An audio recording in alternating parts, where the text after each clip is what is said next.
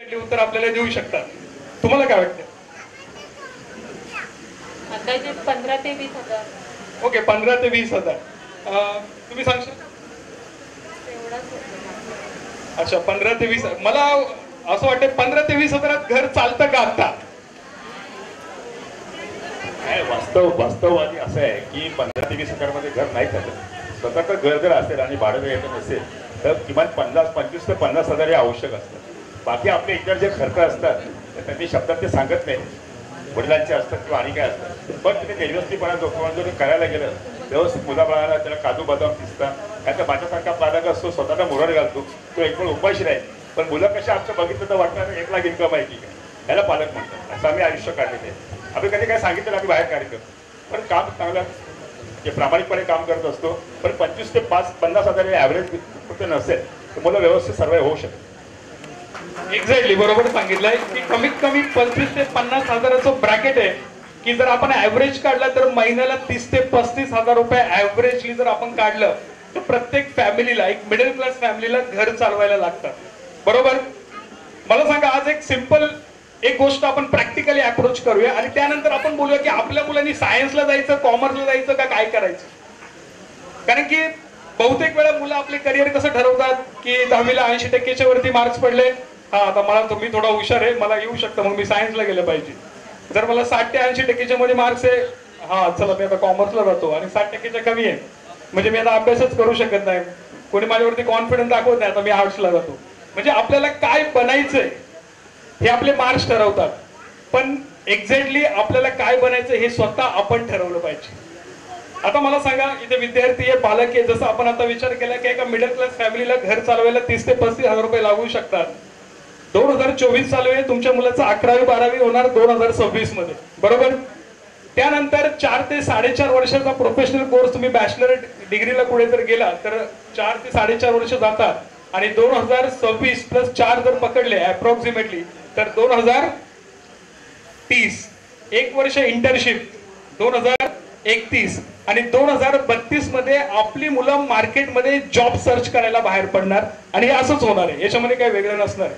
आज मला सांगा की एक आपण जी लाईफस्टाईल जगतोय, मिडल क्लास फॅमिलीची लाईफस्टाईल 30 ते 35 हजार रुपये आपल्याला महिन्यात लागतात. 2032 मध्ये सेम लाईफस्टाईल जगायला आपल्याला 30 ते 35 हजारामध्ये आपलं जमणार आहे का नाही जमणार आहे? It is possible? Not possible, कारण की महागाई वाढत चालली आहे. नक्कीच या 30 ते 35 हजाराची जागा कमीत कमी 70 ते 80 हजार लागतील आपल्याला same lifestyle. Middle class family म्हणजे काय बघा, आपण चाळीमध्ये राहतो, मी पण चाळीमध्ये राहतो. 10 बाय 15ची खोली असते, छोटंसं किचन असतं, छोटासा बाथरूम असतो, वरती माळ्यावरती भाडुत्री ठेवले असतात. मग 10वी 12वीला गेलो भाडुत्र्यांना पण खाली केलं जातं, कारण की मुलं बाळाला अभ्यासाला रूम भेटले. आज मला सांगा 2032 मध्ये आपल्याला 70 ते 80 हजार पगार आपल्या मुलाला पाहिजे. लाईफस्टाईल काही चेंज होत नाही, आपण त्याच घरात राहतोय, तेच खातोय, खर्च वाढलेला आहे. आणि मला सांगा, आपण काम करतो, आपल्या आई वडिलांनी आपल्यासाठी एवढे कष्ट केलेले असतात, आपली एक अपेक्षा असते की आपण एक छोटंसं सुंदर चेंज आपण करायचं, की आपण आपल्या आई वडिलांना फ्लॅट मध्ये घेऊन जायचं, आणि ही प्रत्येकाची अपेक्षा असते का नसते? विद्यार्थी हा आहे ना? सगळ्या विद्यार्थ्यांना वाटतंय की आपण आपल्या आई वडिलांच्या आयुष्यामध्ये एक छोटासा चेंजेस करू शकतो, एक चांगलं लाईफस्टाईल त्यांना देऊ शकतो, आणि मला वाटतं ही प्रत्येक विद्यार्थ्याची अपेक्षा असते, बरोबर? मला सांगा, 2032 मध्ये तुम्हाला मी 1 लाख पेमेंट दिलं, समजा किती पेमेंट दिलं? 1 लाख पेमेंट दिलं. आता 1 लाख पेमेंट तुम्ही आज जर विचार केला तर आज तुम्हाला खूप चांगलं वाटेल, पण त्यावेळी 1 लाखाची पण किंमत नसणार आहे. आणि त्यावेळी तुम्हाला एक छोटासा चेंज करायचा आहे की तुम्हाला तुमच्या आई वडिलांना फ्लॅटमध्ये घेऊन जायचं. आज जर आपण विचार केला घाटकोपर मध्ये किंवा आसपासच्या एरियामध्ये आपण 1 BHK फ्लॅटची जर किंमत काढली तर मला वाटतं अप्रॉक्सिमेटली 1 CR पर्यंत जाते. बरोबर बोलतोय मी? मला सांगा, एक चेंजेस करायचं आहे, आपल्या मुलाला 1 लाख पेमेंट दिले 2032 मध्ये, आणि एक फ्लॅट घ्यायचा आहे 1 CRचा. त्याच्यासाठी तुम्हाला 20 ते 25 लाख रुपये डाऊन पेमेंट करावं लागतं, बरोबर? आज 20 ते 25 लाख तुमच्याकडे असतील तर खूप चांगली गोष्ट आहे, त्यावेळी नसेल तर आपल्याला 4-5 वर्ष अजून सेव्हिंग करावं लागतं. 20 ते 25 लाख रुपये जमा करावे लागतात, नातेवाईकाकडून घ्यावे लागतात, त्याच्यामध्ये 5 वर्ष जातात, आणि त्याच्यामध्ये तुम्ही 20 ते 25 लाख रुपये डाऊन पेमेंट केल्यानंतर आत्ताच आपण विचार करतोय फ्लॅटचा 1 CR, त्यावेळी किती असेल मला माहिती नाही, पण चला आपण ह्याच कॅल्क्युलेशन पुढे जाऊया. 70 ते 80 लाखाचं तुम्हाला लोन मारावं लागतं, बरोबर? आज मला सांगा 70 ते 80 लाखाच्या लोनचा हप्ता किती येणार आहे? कमीत कमी 60 ते 65 हजार, आणि हे लोन तुमचं चालतं कमीत कमी 20 ते 25 वर्ष. बरोबर बोलतोय मी? मला सांगा, ज्यावेळी 25 वर्ष झाल्यानंतर ज्यावेळी ते लोन फिटणार, तुमच्या मुलाचं किंवा मुलीचं वय झालं असणार 45 ते 50च्या रेंजमध्ये. म्हणजे सांगायचा उद्देश एक की तुमच्या वयाच्या 50 पर्यंत तुम्ही फक्त एक स्मॉल चेंज तुमच्या आयुष्यामध्ये घडून आणताय की एक फ्लॅट घेताय आणि तो फ्लॅट तुम्ही विकू शकत नाही, आणि वय वर्ष होतंय 45 ते 50, आणि 1 लाख रुपये पेमेंट तुम्हाला महिन्याला पकडण्यात. म्हणजे यावरून विचार करा की येणारा काळ हा कसा असणार आहे आणि आपण कोणत्या साईडला गेलं पाहिजे. मग तुम्ही म्हणशाल सर काय केलं पाहिजे, ही रियालिटी आहे, कळालं आम्हाला. मग मुलांना किती पेमेंट पाहिजे? आज आपण सगळेजण IT ला खूप जास्त पेमेंट आहे, आर्टिफिशियल इंटेलिजन्सचा जमाना आहे, IT मध्ये खूप चांगलं पेमेंट भेटतं, 25, 30, 35, 40 लाखाचं पॅकेज भेटतं. ते बघून सगळे बहुतेक जण इंजिनिअरिंग करायला बघतात. पण नक्की आपण हा विचार केला पाहिजे. बघा, एक 7 ते 8 वर्षापूर्वीची गोष्ट असेल, बहुतेक मुलांचे भाऊ इथे असतील, त्यांची मोठी मुलं असतील, की त्यावेळी जर तुम्ही विचार केला असेल की इंजिनिअरिंग मध्ये कोणत्या साईडला जायचं, तर मेकॅनिकलला स्कोप होता, बरोबर, सिव्हिलला स्कोप होता, आणि सगळ्यांनी मेकॅनिकल आणि सिव्हिलला ऍडमिशन घेतलं. पण आता काय झालं की सगळ्यांना एक इंटरमिजिएट कोर्स करावा लागला आणि त्यांना जॉब IT मध्ये करावा लागतो. कारण की आता हा जमाना जो आहे, हा कोणता जमाना आहे? IT चा जमाना आहे. बघा, सांगायचा उद्देश एकच आहे की आपण जे आज डिसिजन घेणार आहे 10वी नंतर, आता बहुतेक मुलांनी फॉर्म तर भरलेले आहे, तुम्ही ठरवलेले आहे तुम्हाला सायन्स करायचंय, कॉमर्स करायचंय, काय करायचंय. पण जे तुम्ही ठरवलंय ते पूर्ण प्लॅन करून ठरवा की तुम्हाला पुढे काय करायचंय. बहुतेक मुलांना जर विचारलं तुम्हाला काय करायचंय, मला माहिती नाही, मी सायन्स घेतलंय, पुढे काय करायचंय, CET द्यायची, नीट द्यायची, JEE द्यायची, काय करायचंय, मर्चंट नेव्ही करायचंय, आर्किटेक्चर करायचंय, NDA करायचंय, का ग्रॅज्युएशनचे कोर्स करायचे, काय माहिती नसतं. मित्रांनी ऍडमिशन घेतलंय म्हणून मी पण ऍडमिशन घेतलंय. अच्छा, तुला पुढे जायचंय, मला कॉमर्स करायचंय. अच्छा, कॉमर्स का करायचंय? कारण की कॉमर्सला मित्रांनी ऍडमिशन घेतलंय. म्हणजे बघा, एक सिंपल आयुष्याचा एक प्रॅक्टिकल अप्रोच मी तुम्हाला आता जस्ट सांगितलं, तुम्हाला पटला पण तो. तुम्हाला काय वाटतं, हे सर्व इझिली अचीव होऊ शकतं का लवकर? नाही. त्यासाठी आपल्या मुलांना, आपल्या मुलींना आपण एकत्र घेऊन प्लॅन केलं पाहिजे. प्लॅन करणं खूप गरजेचं आहे. बघा, तुम्हाला एक सिंपल गोष्ट सांगतो. एक 2 ते 3 महिन्यापूर्वी मी राजस्थानला गेलो होतो. राजस्थानमध्ये कोटा नावाचं शहर आहे, तुम्हाला माहिती असेल. तिथे एंट्रन्स एक्झामचं प्रिपरेशन करून घेतात, नीट, JEE, CET. ज्या मुलांना मेडिकलला जायचंय, इंजिनिअरिंगला जायचंय, तर त्याचं प्रिपरेशन करण्यासाठी ऑल ओव्हर इंडियामधून मुलं तिकडे कोटामध्ये येतात. आणि आम्ही जस्ट काही क्लासेसच्या सेंटरला व्हिजिट केलं, तर जे त्यांचं कॉम्पिटिशन जे असतं ते ऑल इंडिया रँक मध्ये असतं. तुम्हाला माहिती असेल, all India rank 1st, 2nd, 3rd, 4th, 5th, म्हणजे 1 to 5 मध्ये ज्याची रँक येतात ती इन्स्टिट्यूट खूप चांगली असते. आणि आम्ही अजून डीपली त्याची माहिती घेतली की हे ऑल इंडिया रँक 1 ते 5 कोणत्या क्लासेसचे येतात आणि यांची तयारी कधी चालू होते. तर तुम्हाला खरं सांगतो की अशी गोष्ट मला कळाली की त्या मुलांना वेगळं काढलं जातं 5वी पासून, आणि 5वी पासून त्यांची तयारी झालेली असते. आपल्या मुलाचा 10वीचा रिझल्ट आता लागला, आपल्याला माहिती नाही की याला कुठे ऍडमिशन घ्यायचंय, सायन्सला घ्यायचंय का कॉमर्सला घ्यायचं, आपण अजून कन्फ्युज असतो. त्या मुलांनी 5वी पासून तयारी केलेली असते. आपल्या मुलांचा 10वीचा रिझल्ट लागतो, आपली मुलं गावी जातात, एन्जॉय करतात, आणि त्या मुलांचा 10वीचा रिझल्ट लागला आणि त्यांची जर नीटची परीक्षा आपण घेतली, नीटची परीक्षा म्हणजे जी मेडिकलला डॉक्टर होण्यासाठी जी एक्झाम लागते, ती एक्झाम जर आपण घेतली तर त्या मुलांना 10वीचा पेपर झाल्यानंतर 720 पैकी 700 मार्क भेटतात. म्हणजे मला सांगायचं काय की मुलं 10वी मधून जस्ट पास झालीये, पण त्यांनी प्रिपरेशन चालू केले कधीपासून? 5th स्टँडर्ड पासून. आणि 10वीचा पेपर झाला आणि 720 पैकी 700 मार्क्स पडतात. मला सांगा, 2 वर्षामध्ये 720 पैकी 720 भेटणार नाही का? ऑल इंडिया रँक 1 to 5 मध्ये येणार नाही का? म्हणजे सांगायचा उद्देश काय की इतक्या डीपली प्लॅनिंग पालक आणि विद्यार्थी करत असतात, पण आपल्याला ह्या धावपळीच्या जगामध्ये आपल्याला कोणी गायडन्स करणार नसतं, मार्गदर्शन करणार नसतं, आणि आपल्याला एकच असतं की आपल्याला सुट्टी लागली म्हणजे आपल्याला काय करायचंय, बॅग भरायची आणि पुढे जायचंय गावाला. बघा, मी पण भटवाडीमध्ये राहतो, मी पण एक मिडल क्लास फॅमिली मधून आलेलो आहे. मी डॉक्टर आहे, होमिओपॅथी केलंय. आमची पण जेमतेम परिस्थिती होती, पण आई वडिलांनी कर्ज करून शिकवलं. मी डॉक्टर झालो, माझा भाऊ डॉक्टर आहे, आमच्या दोघांच्या बायका पण डॉक्टर, आम्ही घरात 4 डॉक्टर आहे. तर सांगायचा उद्देश असा की तुम्ही प्लॅन करा. आज आपण सगळेजण मोबाईलच्या जगामध्ये एकदम वेढलेले आहे. प्रत्येक जण आला, घरी जरी बघितलं तरी आई जरी असेल तरी आईचा वेगळा मोबाईल असतो, वडिलांचा वेगळा मोबाईल असतो. वडील थकून आलेले असतात, पण सगळेजण मोबाईल मध्ये असे गुंतलेले असतात, रील्स बघायला चालू केले की अर्धा तास, पाऊण तास, एक तास कसा जातो हे आपल्यालाच कळत नाही. पण आपण आपल्या मुलांबरोबर थोडा टाइम स्पेंड करू शकतो का, हा एक मनाला प्रश्न विचारला पाहिजे. की खरंच आपण प्लॅनिंग करू शकतो का. हा बाबा तुला सायन्स घ्यायचंय, सायन्स मध्ये तुला काय करायचं ठरवलंय तू, तुला मेडिकलला जायचंय का. अच्छा, मेडिकलला जायचं तर तुला कोणत्या साईडला जायचंय, तुला डॉक्टर बनायचंय, तुझ्यापुढे तुला डॉक्टरचा टॅग लावायचंय, तर डॉक्टरच्या डिग्र्या किती आहे. आता तुम्हाला माहिती नसेल, तुम्हाला फक्त एकच डिग्री माहिती असेल, MBBS. पण तुम्हाला खरं सांगतो की डॉक्टरच्या इतक्या डिग्री आहे की टॉप मोस्ट डिग्री सगळ्यांचं पहिलं प्राधान्य असतं की मला MBBS भेटावं. त्याच्यानंतर BDS डेंटिस्ट, त्याच्यानंतर BAMS Ayurvedic medicine and surgery, त्यानंतर BHMS homeopathic medicine and surgery, त्यानंतर BUMS Unani medicine and surgery, त्याच्यानंतर BPTH फिजिओथेरपी, त्याच्यानंतर BOTH ऑक्युपेशनल थेरपी, आणि त्याच्यानंतर BBSc म्हणजे व्हेटरनरी सायन्स, आणि लास्टला येतं BSc नर्सिंग. पण आपल्याला कोणी गायडन्स करणारच भेटत नाही, आपल्याला कोणी सांगतच नाही. मग आपल्याला हे माहिती नसतं की आपण आपल्या मुलांना किती मार्क्स पडले पाहिजे, टॉप कॉलेज कोणतं आहे मुंबईमध्ये, गव्हर्नमेंटचे कॉलेजेस कोणते आहे, सेमी गव्हर्नमेंट कॉलेज कोणते आहे, प्रायव्हेट कॉलेज कोणते आहे, गव्हर्नमेंट कॉलेजला फीस किती आहे. आपल्या डोक्यात फक्त एकच गैरसमज असतो, मुलाला डॉक्टर बनवायचंय म्हणजे खूप पैसे लागतात, खूप 1 करोड रुपये लागतात, एवढे सारे डोनेशन द्यावं लागतं, एवढी सारी फीज असते. पण खरं सांगू का, पैसे नाही लागत, आपल्याला अभ्यास करावा लागतो, आपल्याला प्लॅनिंग करावं लागतं. आणि इथे आपण सर्वजण पॅरेंट्स आणि स्टुडंट लॅक करतो. आणि आपण जर इथे प्लॅनिंग केलं ना, नक्की सांगतो आपली परिस्थिती काही असू द्या, पण तुमची मुलं पण MBBS होऊ शकतात जर त्यांना प्रॉपर प्लॅनिंग भेटलं, प्रॉपर गायडन्स भेटलं. आपली मुलं हुशार नाही असं नाही, हुशार आहे, बट लॅक ऑफ प्लॅनिंग. ज्या ठिकाणी बाकीचे पालक 5वी पासून प्लॅनिंग करतात आहे, तर मला नक्की वाटतं की आज 10वीचा रिझल्ट लागून झालाय, पहिली लिस्ट तुमची मे बी लागणार आहे का, लागली तर तुम्ही प्लॅन करा, विद्यार्थ्यांबरोबर बसा.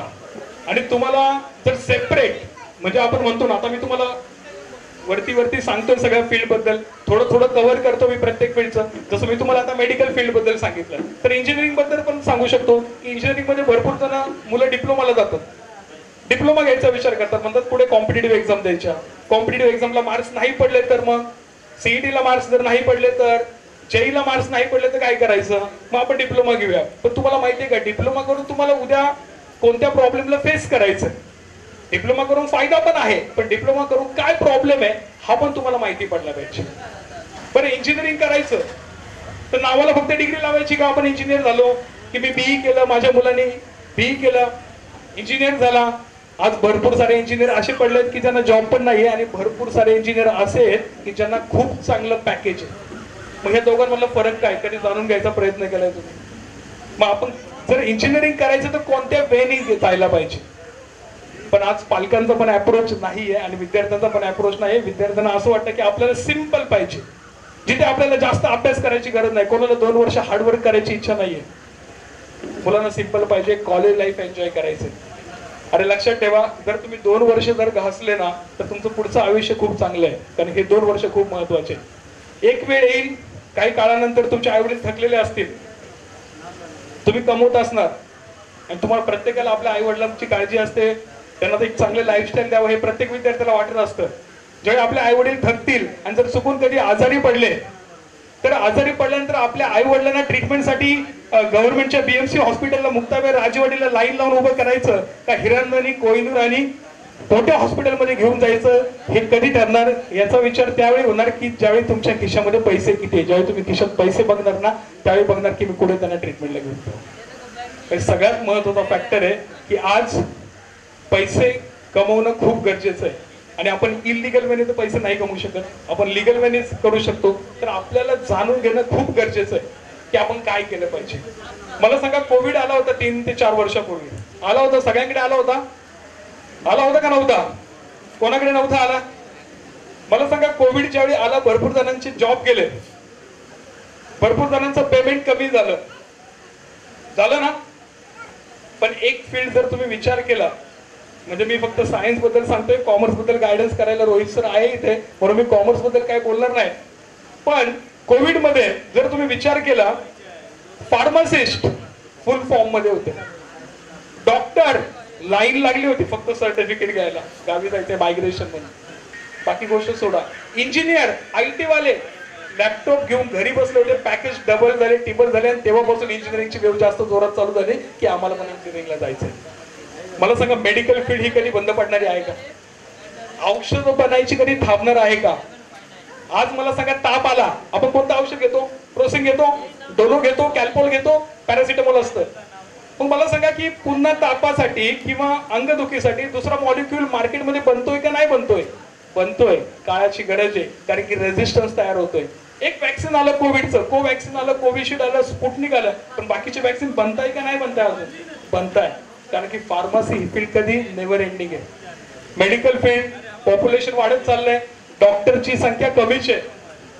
मेडिकल फील्डला पण स्कोप आहे, इंजिनिअरिंगला पण स्कोप आहे, पण त्यासाठी आपली आवड गरजेची.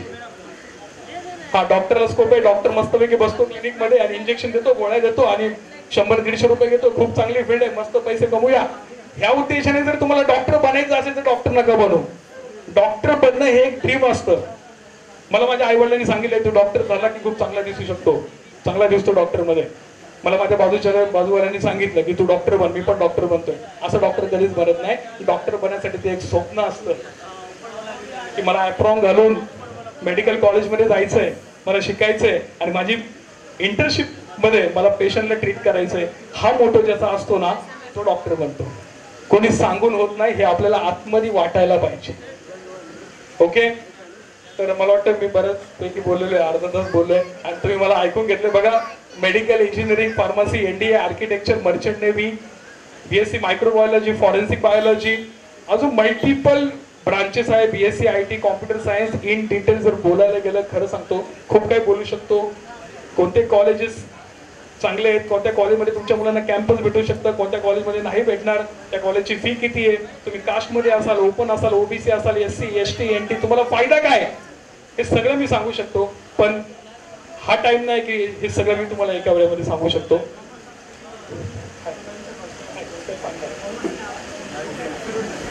Yes yes. आणि तर तुम्हाला जर खरंच जर मार्गदर्शन पाहिजे असेल, गायडन्स पाहिजे असेल, बघा, माझं नाव डॉक्टर गणेश साबळे, विद्या सायन्स अकॅडमी. जर तुम्ही क्लास ऐकला असेल, घाटकोपरमध्ये, भटवाडीमध्ये, वागडवाल्याची आमचा क्लास आहे. आम्ही सायन्सचं गायडन्स करतो. नक्की तुमच्या मुलांना आमच्याकडे ऍडमिशन घ्यायचं असेल, नसेल घ्यायचं, तो पार्ट वेगळा, मी तुम्हाला त्याच्यासाठी नाही बोलवते. पण जर नक्की तुम्हाला गायडन्स पाहिजे असेल ना, तुम्ही बिंदास या, फ्री ऑफ कॉस्ट मध्ये आम्ही तुम्हाला गायडन्स देऊ.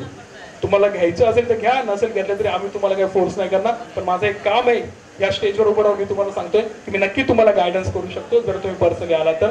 आणि धन्यवाद सर्व पालक, विद्यार्थी, सर्व आयोजक, तुम्ही माझं बोलणं ऐकलं आणि मला बोलायची संधी दिली. धन्यवाद सर.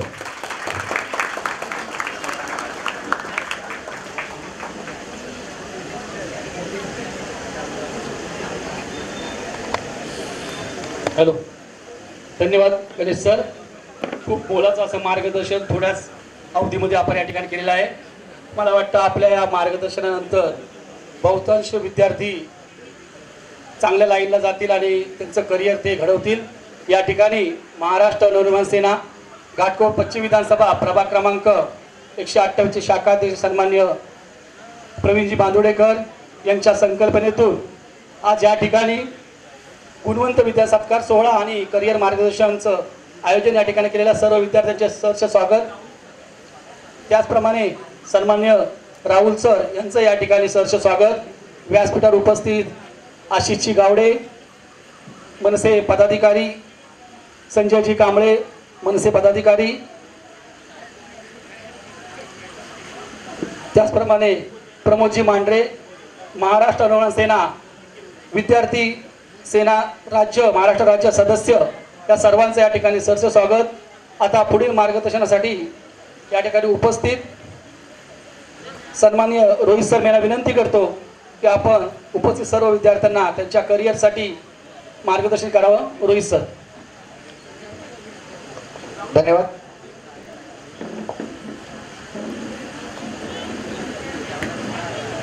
महाराष्ट्र नवनिर्माण सेना प्रभाग क्रमांक 128 आणि शाखाध्यक्ष प्रवीण भाई बांदवडीकर यांनी हा एकदम खूप सुंदर उपक्रम इथे राबवलेला आहे.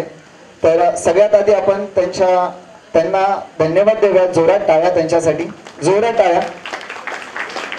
कारण असा उपक्रम विद्यार्थ्यांसाठी सहसा कोण घेत नाही, पण भटवाडी एरियामध्ये जिथे आपण राहतो विद्यार्थ्यांना मोटिवेट करण्यासाठी, त्यांना प्रोत्साहन देण्यासाठी हा असा सुस्त उपक्रम त्यांनी राबवला. त्यांचे मनपूर्वक धन्यवाद.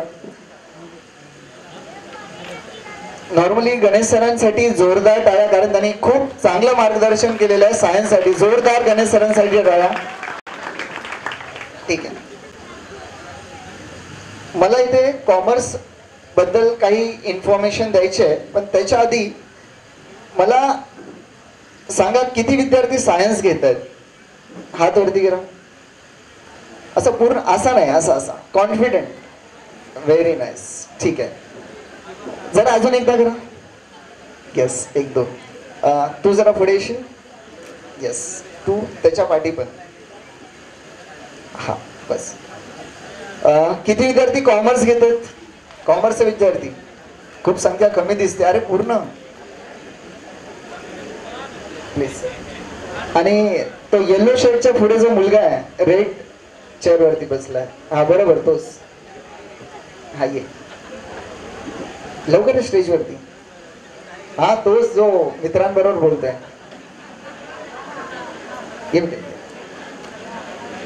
आर्ट्स घेणारे विद्यार्थी, आर्ट्स कोणतरी आहे प्लीज. आणि इकडे पण.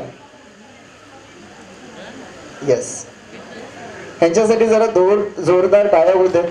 कारण आणि आता कोणती फील्ड आहे? डिप्लोमा. डिप्लोमा कोण आहे? डिप्लोमा घेणार? डिप्लोमा. येस, एकच आहे प्लीज. कम.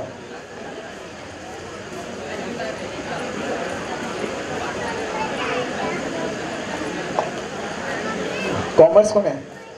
ठीक आहे. माझा एक क्वेश्चन आहे की तुम्ही 10वी केली, 10वीमध्ये चांगल्या गुणाने उत्तीर्ण झालात, तर कॉमर्स घेतलंय का? रिझन काय? कॉमर्स घेण्याचं रिझन काय?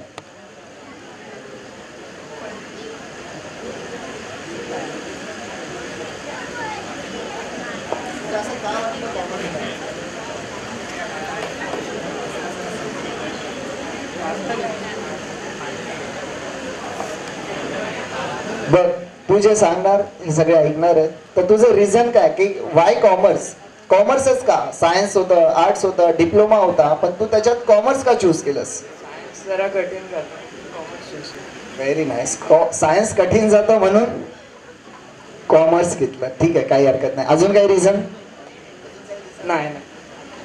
अजून कॉमर्स कोण आहे? बेटा नाव काय तुझं? कृष्णा थोरात. कॉमर्स कन्फर्म आहे? रिझन काय कॉमर्स घेण्याचं? बॅप करायचं. बॅपचा फुल फॉर्म काय? Bachelor accounting. नाही माहिती. Very good. ठीक आहे. बॅप करून काय करणार? काहीच माहित नाही. ठीक आहे, काही हरकत नाही, काही हरकत नाही, चालेल. Very nice. डिप्लोमा. डिप्लोमा कोण आहे? येस. तुझं पूर्ण नाव आणि पुढे तू 10 वर्षांनी तू स्वतःला कुठे बघतोयस? डिप्लोमा का घेतलायस? डिप्लोमा मध्ये कोणते सब्जेक्ट असतात? थोडी डिप्लोमा बद्दल माहिती दे मुलांना, कारण तू चूज केलंयस म्हणजे विचार करूनच तू निर्णय घेतला असशील, तर थोडं मार्गदर्शन कर डिप्लोमासाठी. तशी डिप्लोमाची पूर्ण माहिती नाही आहे मला, रिसर्च चालू आहे अजून. डिप्लोमाची माहिती नाहीये पण डिप्लोमा घेतलेला आहे, काही हरकत नाहीये. थँक्यू.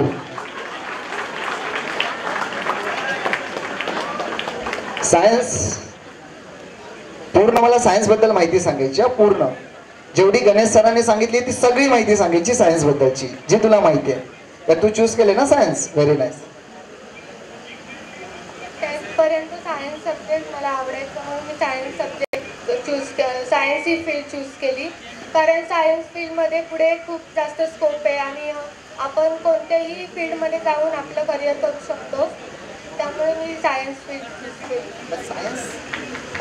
ठीक आहे, थँक्यू. सायन्स चूज केलं बरोबर आहे, पण सायन्समध्ये पुढे काय? पुढे इंजिनिअरिंग करणार, कोणते कॉलेजेस, किती मार्क्स आहे, किती कोणत्या कोणत्या एक्झाम्स होतात, या सगळ्या गोष्टीची माहिती द्यायची मला. सायन्समधून इंजिनिअरिंग 12th नंतर CAT आणि JEE या 2 एक्झाम असतात. त्यानंतर आपण इंजिनिअरिंगच्या चांगल्या कॉलेजमध्ये ॲडमिशनसाठी JEE आणि CATमध्ये 95 पर्यंत स्कोअर केला तर आपल्याला इंजिनिअरिंगच्या टॉप कॉलेजमध्ये ॲडमिशन भेटतं. तिथून चांगलं एज्युकेशन घेतल्यानंतर मग आपण इंजिनिअरिंग होऊ शकतो. Very nice. मला मुंबईतले टॉप कॉलेज सांग इंजिनिअरिंगले. मुंबईमधले 5 टॉप कॉलेजेस. मला माहीत नाहीत. खरंच माहित नाहीये? ठीक आहे, काही हरकत नाही आहे. चालेल चालेल. Very nice. सायन्स, तुझं नाव सांगायचं आहे, पर्सेंटेज सांगायचं आहे, आणि सायन्स का चूज केलं, काय ड्रीम आहे तुझं सायन्समध्ये?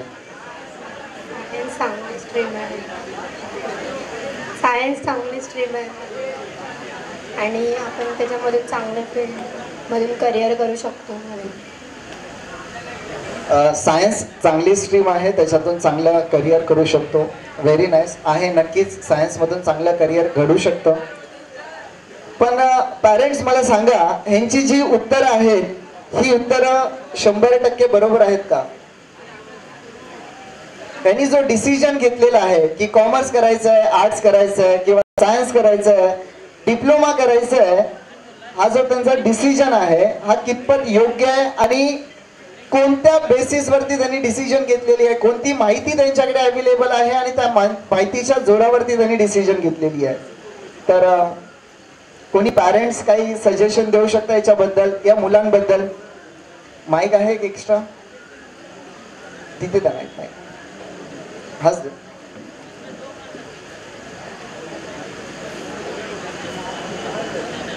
कोणत्याही पॅरेंट्सला नाही, तिथे त्या सरांना द्या. मग अशी छान बोलत होते ते सर.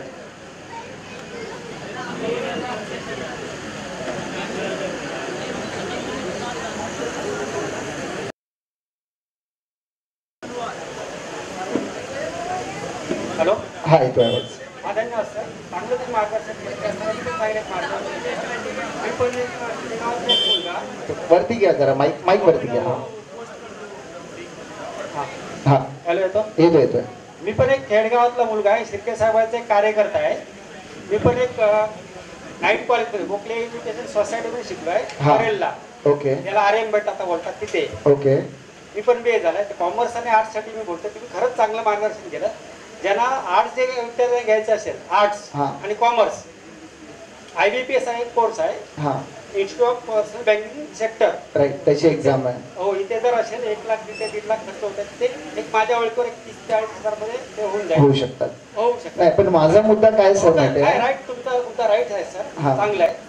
आता 2019 मध्ये माझे एक जॉब गेला, मी चांगला कामाला होता. शिर्के साहेबांना माहिती होता की नॉर्थ बॉम्बे सारख्या ठिकाणी 92% माझ्या मुलग्याला मार्क भेटले.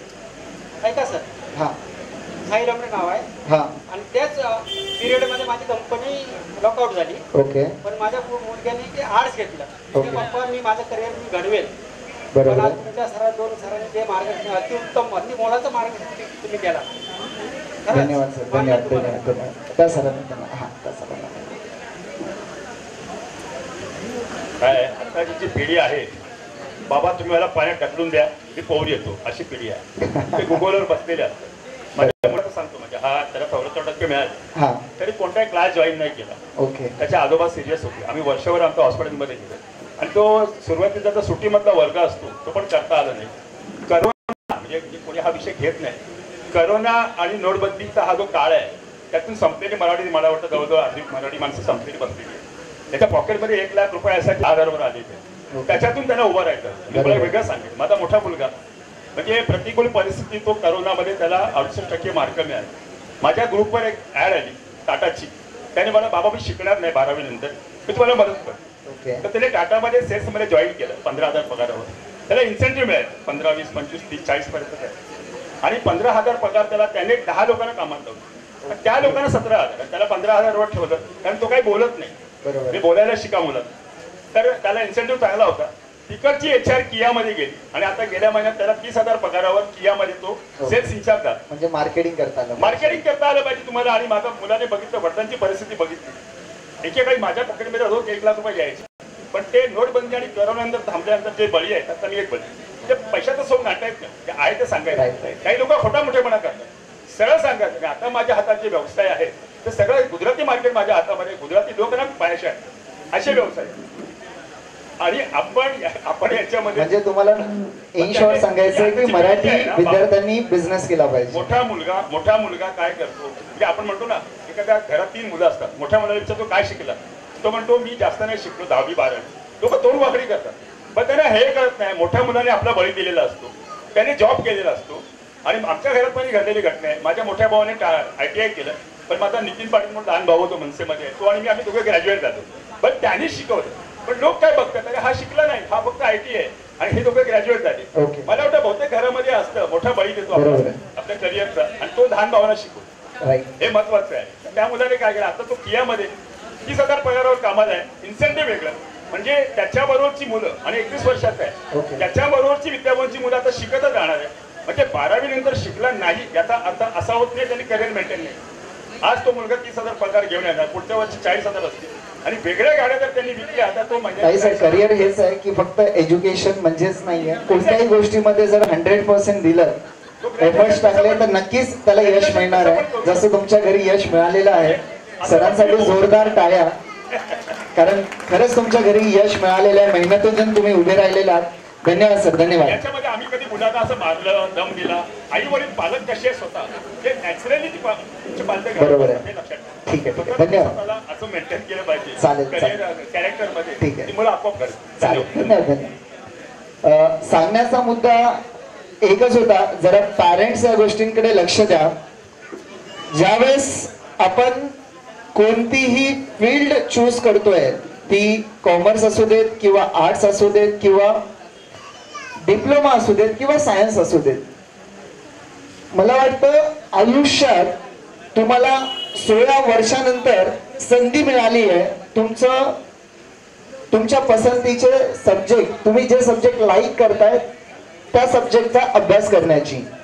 ज्यावेळी तुम्ही 7th स्टँडर्डला होतात त्यावेळी तुम्हाला कोणी विचारलं नाही की तुम्हाला आता काय करायचंय, कारण ऑफकोर्स 7 नंतर एकच ऑप्शन होता 8th स्टँडर्ड. 8 नंतर अगेन तुम्हाला कोणी विचारलं नाही की काय करायचं आहे, कारण ऑप्शन एकच होता. 9th नंतर पण ऑप्शन एक होता 10.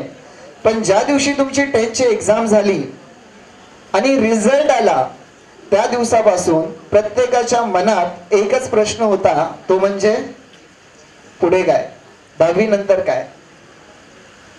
मग कोणी डिसाईड केलं माझे पर्सेंटेज 80% आणि अबाव आहे, म्हणजे मी सायन्स घेतलं पाहिजे. माझे पर्सेंटेज 80 पेक्षा कमी आहेत म्हणजे मी कॉमर्स घेतलं पाहिजे. माझे पर्सेंटेज 50% पेक्षा कमी आहेत म्हणजे आर्ट्स. तर नॉर्मली आपली टेंडन्सी काय असते, विचारसरणी काय असते की जर हायर पर्सेंटेज असेल म्हणजे सायन्स, मीडियम पर्सेंटेज असेल म्हणजे कॉमर्स आणि कमी पर्सेंटेज असेल म्हणजे आर्ट्स.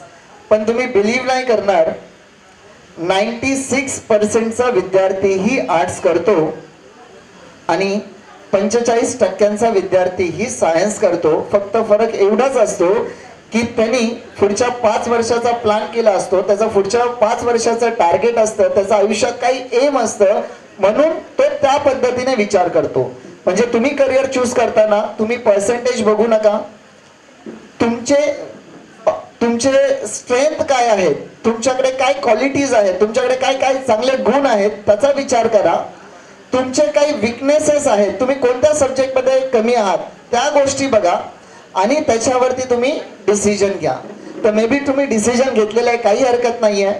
अजूनही तुम्ही तुमचा डिसिजन चेंज करू शकता किंवा जो डिसिजन घेतलाय त्याच्यामध्ये तुम्हाला रिसर्च करण्याची गरज आहे. जसं मी तुम्हाला विचारलं की बाबा बॅफ करायचं आहे, तर बॅफ करायचं आहे पण बॅफचा फुल फॉर्म माहीत नाही आहे, खूप मोठा प्रॉब्लेम आहे. बॅफ काय करायचं आहे, बॅफ करून पुढे काय ऑप्शन्स आहेत, मला 10 वर्षानंतर मार्केटमध्ये काय करिअर ऑपॉर्च्युनिटीज आहे. कारण तुम्ही डिसिजन घेताना, आज करिअर निवडताना आजचा विचार न करता पुढच्या 10 वर्षाचा, पुढच्या 20 वर्षाचा तुम्हाला विचार करायचा आहे. कारण आज कॉमर्स घेतलं की लगेच तुम्हाला उद्या जॉब मिळणार नाहीये. तुम्हाला जॉब मिळेपर्यंत कमीत कमी 5 ते 6 वर्ष जाणार आहे. मग 6 वर्षानंतर मार्केट खूप चेंज झालेलं असेल. मग 6 वर्षानंतर मी जे आज करतोय त्याचा डिमांड 6 वर्षानंतर आहे का, आणि पूर्ण आयुष्य मला त्याच्यामध्ये काढायचं आहे. पुढची 20, 25, 30, 35, 40 वर्ष मला त्या फील्डमध्ये करायचं आहे.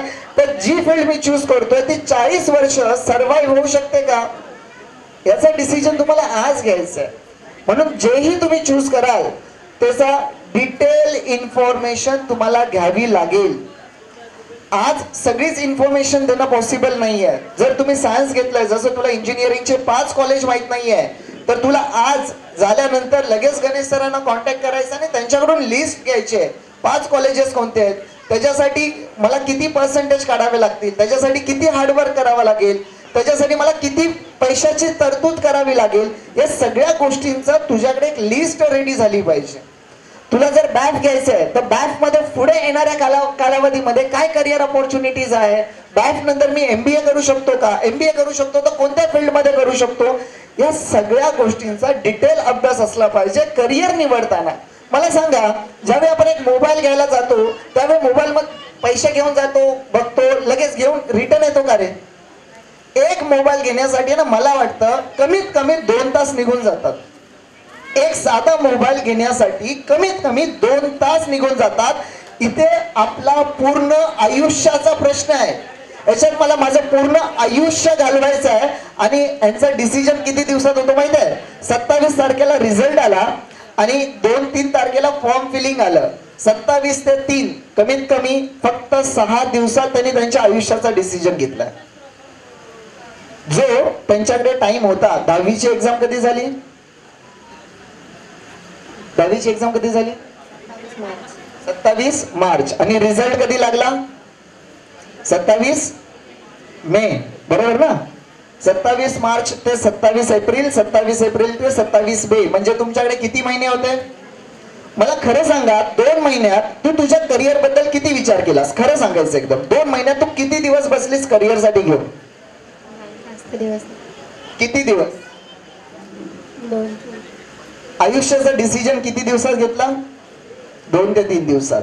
बेटा अरे लांब कुठे जातोस? ठीक आहे. तू 2 महिन्यात किती विचार केलास करिअर साठी? केला. किती केलास? म्हणजे दिवस रात्र विचार करत होतास? किती दिवस? 2-3 दिवस. मग मला सांगा, याच्यात फक्त विद्यार्थ्यांची चुकी नाही आहे, ते तर लहान आहेत ना. याच्यात मूळ जो जिम्मेदार आहे तो पॅरेंट्स आहे. 2 महिने ज्यावेळी टाइम होता तर पॅरेंट्सचं काम होतं मुलांबरोबर बसणं. जसं गणेश सरांनी सांगितलेलं की बाबा तुला काय आवडतं त्याची एक लिस्ट काढणं, तुला काय आवडत नाही त्याची लिस्ट काढणं, आणि त्याच्या बेसिसवरती बऱ्याच फील्डच्या इन्फॉर्मेशन घेणं, आणि सगळ्या इन्फॉर्मेशन घेतल्यानंतर एक राईट पाथ चूज करणं, एक राईट करिअर चूज करणं हे काम होतं. पण काही हरकत नाहीये, 2-3 दिवसात डिसिजन घेतला. पण आजही तुमच्याकडे टाइम आहे. जे पण तुम्ही करिअर चूज केलंय प्रत्येकामध्ये ऑपॉर्च्युनिटीज आहे.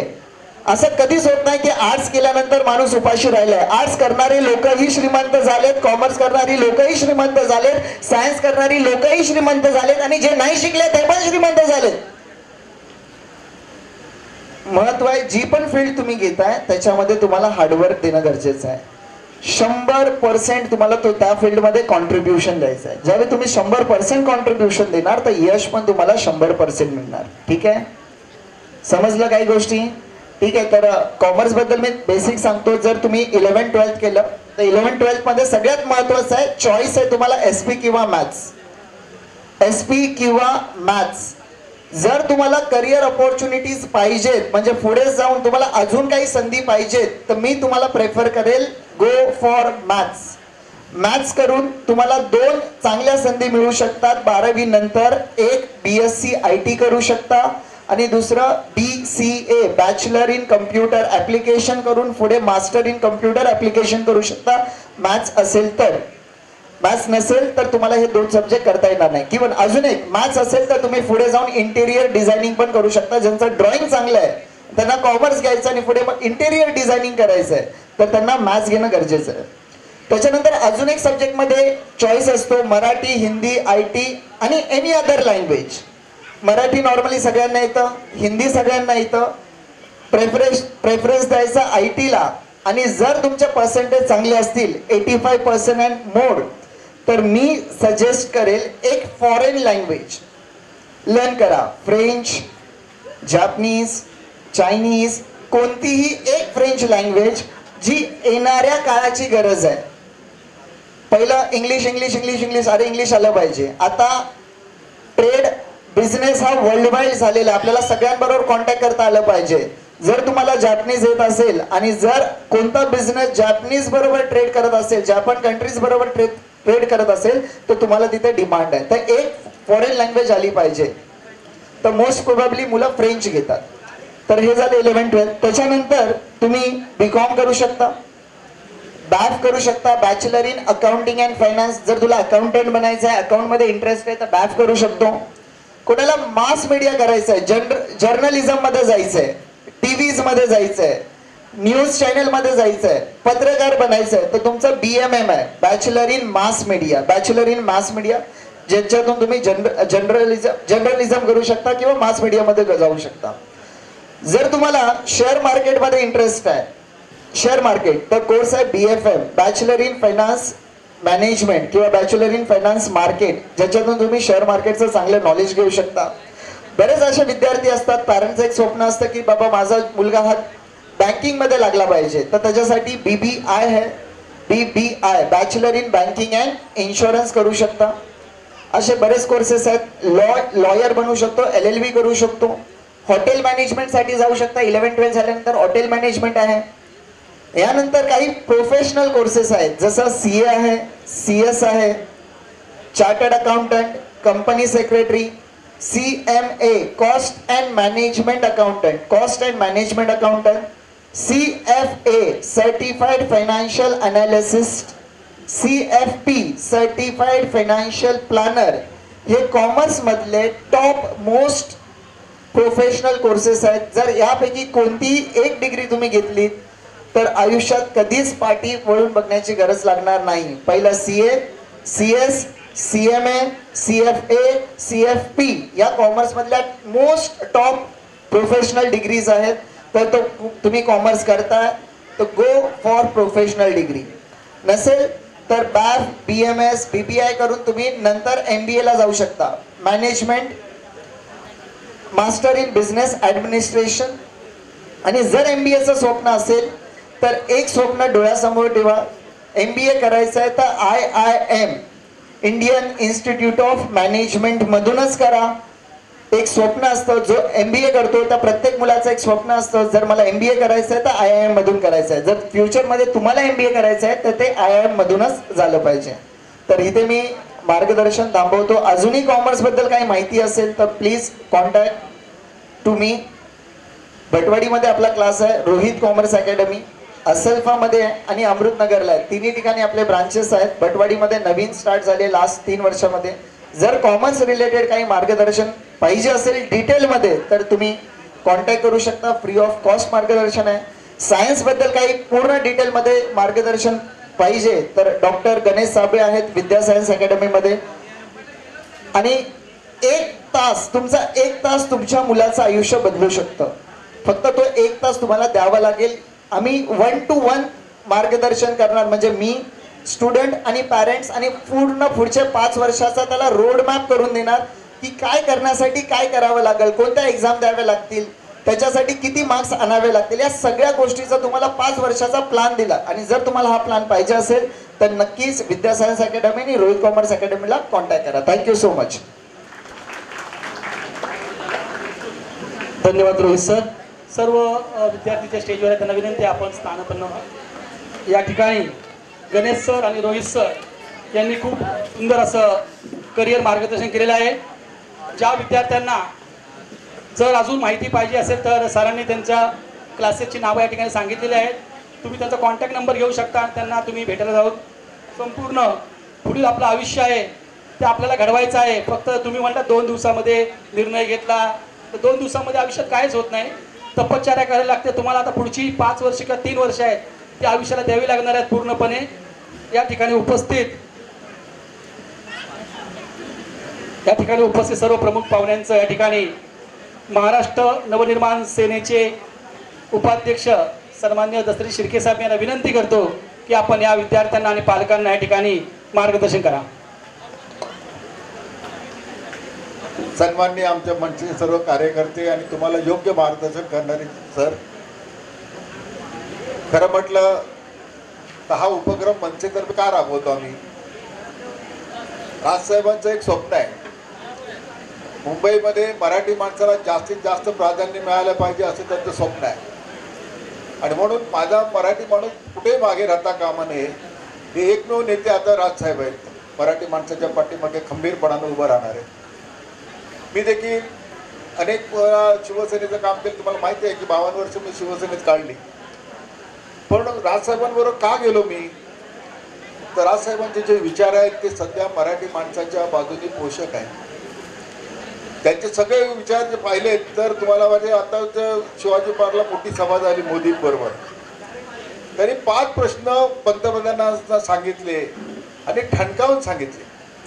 असा महाराष्ट्रामध्ये आता एक पण नेता नाही की ज्या मोदींसमोर ठणकावून बोलणारा. पण राजसाहेबांनी त्यांना ठणकावून सांगितलं की मराठी भाषेला प्राधान्य मिळालं पाहिजे, जे गड किल्ले आहेत ते मिळायला पाहिजे. नुसते शिवाजी महाराजांचा समुद्रात पुतळा बांधून त्याचा उपयोग नाही, तर त्या गड किल्ल्यावरती जाणारा शिवाजी महाराजांचा जो इतिहास आहे तो प्रत्येकाला समजला पाहिजे. आणि म्हणून गड किल्ले बांधण्याची गरज आहे. या सर्व गोष्टीचा विचार केल्यानंतर अनेक ठिकाणी नोकरीचा संबंध येतो, प्रत्येक ठिकाणी कॉलेजचा प्रश्न येतो. आजपर्यंत मनसेतर्फे सर्व आवाज उठवले जातात, बाकी कोण असं प्रयत्न करत नाही. आणि म्हणून तुम्हाला ह्या ठिकाणी मार्गदर्शन ह्यासाठी करतायत सरांनी, माणसाने तुम्हाला चांगलं केलंय की आपण निश्चितीने काम करा. जो विचार आपल्या डोक्यात बसेल तो पक्का असेल, परंतु त्या विचाराला आपण चालना द्यायला पाहिजे. आपण कोणती गोष्ट करताना पहिला विचारपूर्वक करायला पाहिजे आणि त्याच्या मागे पाठलाग करायला पाहिजे. त्यांनी सांगितलं, सरांनी सांगितलं, न शिकलेले लोक देखील आज श्रीमंत आहेत. तर ते का श्रीमंत आहेत? तर त्यांनी जो निश्चय करतात, जो व्यवसाय करतात तो जिद्दीने करतात आणि म्हणून ते पैसे कमवतात. आज तुम्हाला माहिती आहे भटवाडीमध्ये तुम्हाला सगळ्या हातगाड्या कोणाच्या आहेत? सगळ्या परप्रांतीच्या आहेत. का तो धंदा आपण करू शकत नाही? माझ्या घरी एक 84 म्हणून भैया आहे, त्याचा बाप गावाला असतो पण पोरगा इथे शिकलाय, 12वी झालाय. तो काय करतो? बोल मस्त जर कांदे बटाट धंदा करतो, मस्त धंदा होतो, चांगले पैसे मिळतात. म्हणजे जिद्द जी आहे, शिक्षण असेल त्याच्याबरोबर जिद्द पाहिजे आणि ती जिद्द मराठी माणसांमध्ये कमी आहे. तुम्हाला मी नगरसेवक असताना हिंदू महासभेला सगळे आज फेरीवर सगळे बसतात रस्त्यावर कपडे बिपडे घेऊन, तेव्हा मी मराठी पोरांना सांगितलं बांधा, प्रत्येकाने एक रशी घ्या, 2 फेरी मारा, रेल्वेची भिंत खाली होती बांधा. काही लोकांना दिलं. त्यातलं एक उदाहरण म्हणून आहे, समोरच्या पुलीमध्ये पावसकर म्हणून आहे. आता सांगतो तुम्हाला, पावसकर माझा कार्यकर्ता होता, त्याला ते दिला. तो कित्येक वर्ष धंदा त्याने केला, आज त्याने भाड्यात केलं, पण त्याचं भाडं मिळते. जागा कोणाची? म्युन्सिपाल्टीची. पैसे कोण कमवतोय? आपण. हे सगळ्या गोष्टी विचाराने आहे. म्हणून तुम्ही शिकलेला देखील कमी देखू नका, हे देखील श्रीमंत. मुन्ना शेठ घाटकोपरचा सगळ्या ज्या गाड्या आहेत, 500 गाड्या ह्या घाटकोपरच्या मुन्ना शेठच्या आहेत. त्या खेळणार आला तेव्हा त्याच्या गाड्या सगळ्या तोडायला लागला. तर तो मला म्हणाला, मला साफ करून खेळणार कोण साहेब लेके चलो. तर मी खेळणारकडे त्याला घेऊन गेलो. त्याच्या कपडे, हाफ पॅन्ट, मळलेले कपडे. तर मला खेळणार बोला, कुठला आणले तुम्ही माझ्या ऑफिसमध्ये? मी बोलतो, ज्याच्या सगळ्या गाड्या तुम्ही दररोज तोडता ना त्याला घेऊन आलो. जो एशियन ऑटोचा मालक आहे, जे दिल्लीपर्यंत तुमच्यावर केस लढतोय, तो हा माणूस आहे. तो बोला, साहब मैं क्या बुरा करता है, मेरा 500 गाड़ी. बोलता है ठीक है, 500 घर मैं चलाता है, मेरा गाड़ी रहता है, मेरा ही केला रहता है, मैं उनको देता है, वो मेरे को 10 रुपया गाड़ी के पीछे देता है, मगर उसका घर चलाता है. तो मैं क्या किसका बुरा किया है? और ये जो पैसा है वो मैंने गांव से नहीं लाया साहब, तुम्हारे जान के ऊपर ही पैसा कमाया है. मेरा गाड़ी तोड़ते समय 2 गरीब का भी गाड़ी आप तोड़ देते हो. मैं बना सकता है, मेरा कारखाना है, मैं 10 गाड़ी बनाएगा, पर वो गरीब आदमी नहीं बना सकता साहब. म्हणजे त्यांनी त्याचे विचार सांगितले. खेळणार बोला, तुम्ही बरोबर शिकता. मी बोला साहेब याच्यामुळे तुम्ही बाजू घेतो. म्हणजे सांगायचं तात्पर्य असं आहे, तुम्ही बघा सगळ्या गाड्यांमध्ये यस लिहिले असतं, हात गाडीत तुम्ही बघितलं असेल, त्याचे मालक अलग आहेत आणि धंदा करणारे अलग. म्हणजे आज तुम्हाला कॅरियर करताना शिक्षणाबद्दल थोडंसं अभ्यास देखील करण्याची गरज आहे. आणि म्हणून ह्या सर्वपैकी मराठी म्हणून ह्याच्यामध्ये मागे राहिला आहे. मी जनता सामान्यला म्हणालो, तुम्ही जर काय वाटोपणाचं केलं असेल तर कोकणी माणसांचं केलं. मला म्हणजे कसं काय बोललात, कसं काय करताय. मी बोलतो तुमच्या ह्या मिल बंद झाल्या त्या टायमाला देशावरचा माणूस देशावरती गेला कारण त्यांनी गावाला थोडंसं खर्च केलेला असतो, आई वडिलांचं सांभाळलेला असतो. कोकणातल्या माणसाने काय नाही केलं, इथे खाऊन खूप मस्त राहिलेले आहे. आणि तुमच्या ह्या मिलच्या कारभारामध्ये गेटवरती जे मेंढीकोट खेळत आहेत पत्ते ते फक्त कोकणी माणसं आहेत, एकदा जाऊन चेक करा. मला बोललो तू माझा भरपूर अभ्यास केला आहे. मी बोललो कोकणी माणूस हा लाचार नाही आहे, परंतु तो तुमच्या शब्दाचा पारा करतोय, तिथे गेटवरती उपाशी राहून काम करतोय. सांगायचं तात्पर्य असं आहे की आपण आपल्या माणसांना जवळ करायला शिका, प्रेम वाढवायला शिका. आज मी जेव्हा 85ला निवडणुकीला उभा राहिलो, माझ्याकडे पैसे नाहीत. 28,000 रुपयामध्ये मी नगरसेवक झालो. किती? 28,000 रुपये खर्च केला आणि मी नगरसेवक झालो. लोकांनी प्रेमाने जिंकले होते, लोकांना कामं केली होती, त्याच्यामुळे हे झालं. आणि म्हणून मनसे हा एकमेव पक्ष असा आहे की मराठ्या माणसाच्या बाजूने खंबीरपणाने उभा आहे. आणि म्हणून तुम्हाला हे सगळं मार्गदर्शन करायसाठी येतोय. तुमची पुढची पिढी पुढे जावी, चांगलं त्यांनी चांगलं शिकावं. हे राजसाहेबांचे विचार आहेत, ते आमचे विचार आहेत, ते तुम्ही आत्मसात करा. आणि यापुढे मनसेच्या देखील पाठीमागे सहकार्य करा. नाही तर लोक म्हणतात राज ठाकरे ह्याला पाठिंबा दिला, त्याला पाठिंबा दिला. त्या पाठिंबाला देखील पुढचं भवितव्य चांगलं हे बघून पाठिंबा दिलाय. आपण देखील तिच्या मागे उभे राहा. आपण हे जरी शिक्षणाच्या दृष्टीने मी आज राजकारण सांगत असलो तरी ते पुढच्या दृष्टिकोनातून महत्वाचं एवढं सांगून 2 शब्द संबोधतो. जय हिंद, जय महाराष्ट्र. धन्यवाद शिर्के साहेब. खूप सुंदर असं मार्गदर्शन केलेलं आहे की आपण आपली जिद्द ठेवली पाहिजे. जिद्द ठेवल्यानंतर माणूस कुठल्याही गोष्टीमध्ये प्रावीण्य मिळवतो. मग ते शिक्षण असू द्या किंवा रस्त्यावरील व्यवसाय असू द्या. या ठिकाणी मनसेचे महाराष्ट्र नवनिर्माण सेनेचे कॅबल सेनेचे सरचिटणीस सन्माननीय आशिषजी गावडे मी यांना विनंती करतो की आपण या ठिकाणी विद्यार्थ्यांना मार्गदर्शन करावं. मी विद्यार्थ्यांचा जास्त वेळ घेणार नाही कारण आधीच सरांनी खूप अमूल्य असं मार्गदर्शन त्यांना केलेलं आहे. शिर्के साहेबांनी केलं आहे, राहुल सरांनी केलं आहे. आता ह्याच्यामध्ये सरांनी रोहित सरांनी तुम्हाला विचारलेलं आर्ट्स कोण करताय, कॉमर्स कोण करताय, सायन्स कोण करताय. जरा आर्ट्सवाल्याने हात वर करा आणि कॉमर्सवाल्यांनी हात वर करा आणि ह्याच्यानंतर सायन्सवाल्यांनी हात वर करा. Very good. आता ह्याच्यामधले मला सांगा कोणाला MPSC आणि UPSC किती जणांना करायचे ते मला सांगा. फक्त 2-3 जण. म्हणजे आपण महाराष्ट्रातनं ऑफिसर्स बनायचंच नाही. आपल्याला केंद्रामध्ये कोणाला IAS ऑफिसर IRS जायचंच नाहीये. हे कधी बनणार? महाराष्ट्र ह्याच्यामध्ये कधी पुढे जाणार? नॉर्थला जावा तुम्ही, दिल्लीमध्ये जावा, कलकत्ता जावा, UP जावा, बिहार जावा, साऊथ जावा. त्यांची पोरं 10वीला असल्यापासूनच केंद्राचा आणि ऑफिसर बनण्याचे अभ्यास घेतात, IPS IRS. आपली पोरं का नाही घेत आहेत? आम्हाला फक्त प्रायव्हेट कंपनीमध्ये जॉब करायचा आहे, हे करायचं आहे बस. विचार करा, IPS IRS MPSC UPSC देण्याचा विचार करा. कारण भविष्यात तुम्हाला ऑफिसर्स बनायचे. तुमच्यासारखे तरुणच या देशाला पाहिजेत. IRS आहे, IPS आहे, IAS आहे, IFS आहे. सर्व लोक आहेत तुमच्याबरोबर, ती लोक तुम्हाला चांगलं मार्गदर्शन करतील. आणि महाराष्ट्राला खूप गरज आहे कारण महाराष्ट्रामधनं फक्त 23% IRS जातात, IPS जातात केंद्रात. बाकीच्या प्रदेशामधनं खूप जात आहेत. म्हणून विचार करा तरुणांनो. मी एवढंच सांगेन तुम्हाला, सन्माननीय राजसाहेबांचं स्वप्न आहे की IRS IPS आमच्या महाराष्ट्रातनं अधिक जायला पाहिजे. धन्यवाद. धन्यवाद आशिष सर.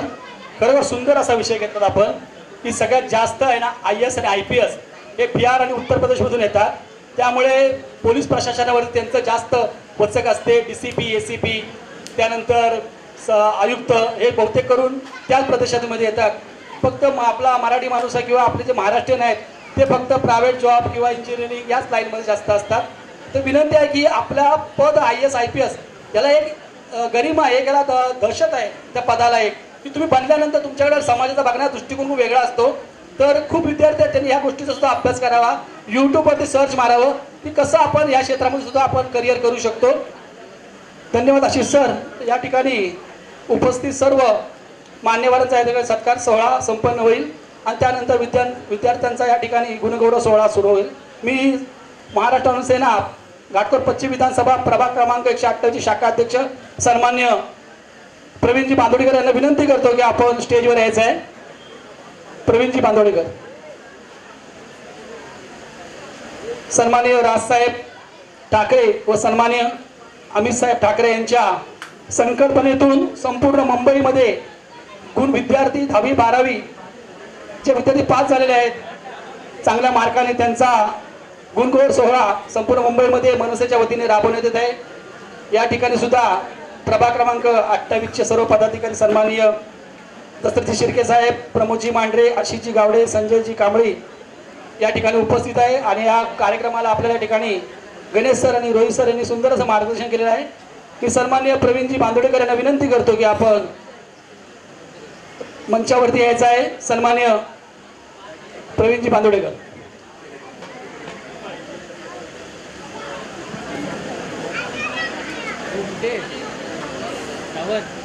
थोड्याच वेळात या ठिकाणी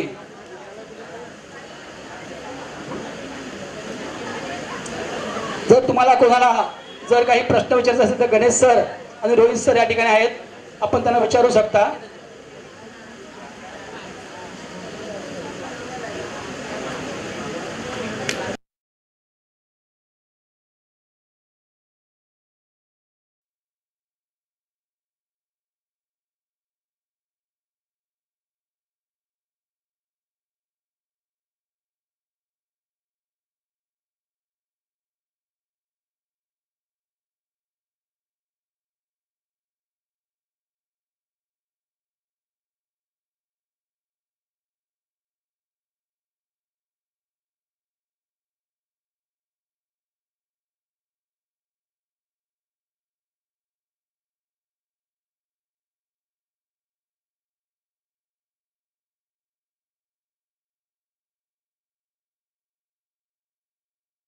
हा विषय अमित साहेबांनी मला वाटतं मांडलेला आहे.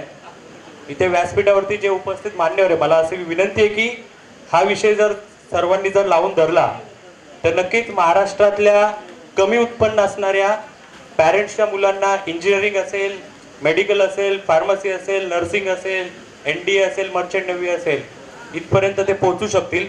कारण अशी अनेक मुलं या आपल्या भटवाडीमध्ये आहेत की पैशाच्या अभावामुळे ते उच्च शिक्षण घेऊ शकत नाही.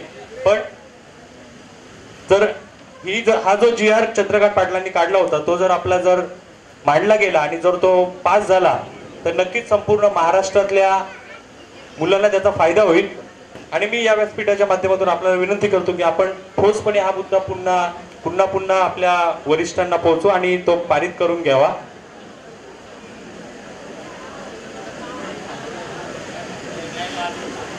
बघा, एक 5 मिनिटं एक आपले मान्यवर येत आहेत. 5 मिनिटानंतर आपण कार्यक्रम चालू करणार आहे. तोपर्यंत बघा, आपल्याकडे आतापर्यंत आम्ही हा 3रा प्रोग्राम अटेंड करतोय गुणगौरव मध्ये. पण विद्यार्थी जे चांगल्या पर्सेंटने पास झाले आणि जी मुलगी घाटकोपर मध्ये प्रथम आली ती आदिती गंगाळे, मी तिला व्यासपीठावरती येण्याची विनंती करतो. आदिती, फर्स्ट इन पुणे विद्या भवन आणि फर्स्ट इन घाटकोपर, 97%. सर्वांनी तिच्याही टाळ्या वाजवल्या पाहिजे की संपूर्ण घाटकोपर मध्ये प्रथम येण्याचा तिने मान मिळवलाय.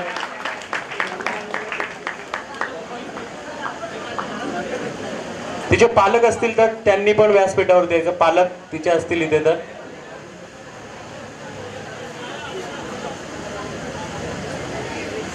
बरं. इथे आपण बघा, आदिती माझी स्टुडंट आहे, पण मला तिला विचारायचंय की हे जे विद्यार्थी आहे, तू फर्स्ट आली आणि तू 97 कसे मिळवले, एक 2-3 मिनिटं जर सांगितलं तर भविष्यात या मुलांना सुद्धा त्याचा फायदा होईल. मला वाटतं की परत एकदा तिच्याही टाळ्या झाल्या पाहिजे की खरंच तिने फर्स्ट येण्याचा मान या घाटकोपर मध्ये मिळवला. तर आदिती, डेडिकेशन ठेवते.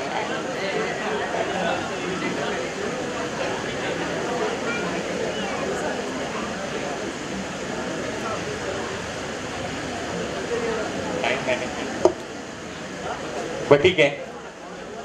यानंतर साक्षी परब आहे का इकडे? साक्षी परब आणि तिचे पॅरेंट्स असतील. साक्षीला फर्स्ट इन सरस्वती स्कूल, 95.40. तिचे पालक असतील तर पालकांनी पण व्यासपीठावरती या. साक्षी, तुला जे पर्सेंटेज मिळाले त्याबद्दल थोडक्यात तू कसं हे यश मिळवलं हे 2 मिनिटं मुलांबरोबर शेअर कर. काही नाही, सगळे म्हणतात 2च तास अभ्यास करायचा, पण मन लावून अभ्यास करायचा. असं काही नसतं. मी तर 8-8 तास अभ्यास केला, माहिती आहे मला.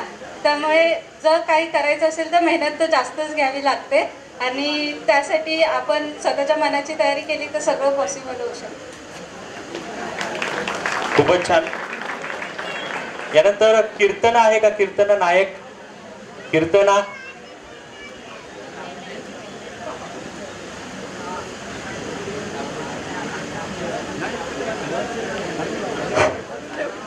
या ठिकाणी थोड्याच वेळात सत्कार सोहळा संपन्न होणार आहे.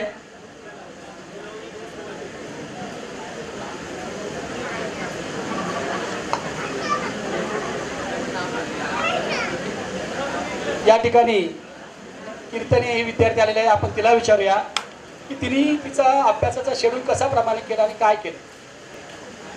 माझा नमस्कार सगळ्यांना. हे मला तर एकच बोलायचं आहे की आपण मन लावून जर अभ्यास केलं तर आपल्याला जे यश पाहिजे ते आपण मिळवू शकतो आणि आपल्या पालकांचा जर सपोर्ट असेल तर तेही सत्य आहे. आपल्याला एक इन्स्पिरेशन आणि बस आपल्यामध्ये एक असलं पाहिजे की आपल्याला काहीतरी मोठं करायचं आहे.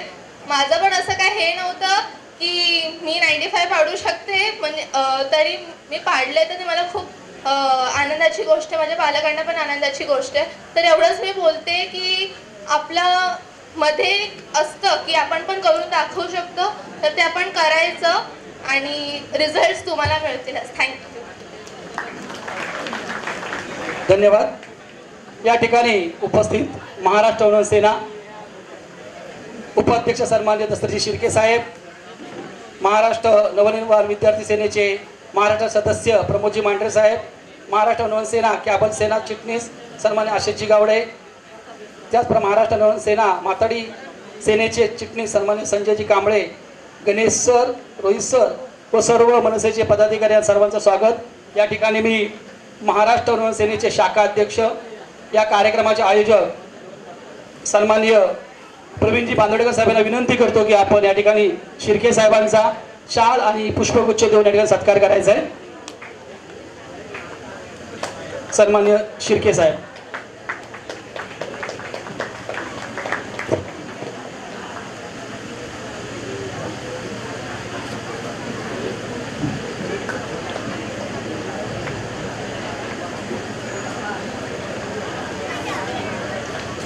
महाराष्ट्र नवनिर्माण सेना घाटकोपर पश्चिम विधानसभा प्रभाग क्रमांक 128 चे शाखा अध्यक्ष सन्मान्य प्रवीणजी बांदोडेकर, या ठिकाणी महाराष्ट्र राज्याचे उपाध्यक्ष सन्मान्य दत्त शिर्के साहेबांचा या ठिकाणी शाल आणि पुष्पगुच्छ देऊन सत्कार करतायत.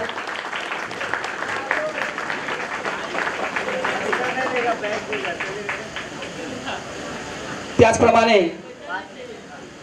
महाराष्ट्र नवनिर्माण विद्यार्थी सेनेचे महाराष्ट्र राज्य सदस्य प्रमोदजी मांढरे साहेब यांचा या ठिकाणी शाल, श्रीफळ, पुष्पगुच्छ देऊन या ठिकाणी प्रवीणजी बांदोडेकर शाखा अध्यक्ष या ठिकाणी त्यांचा सत्कार करतायत.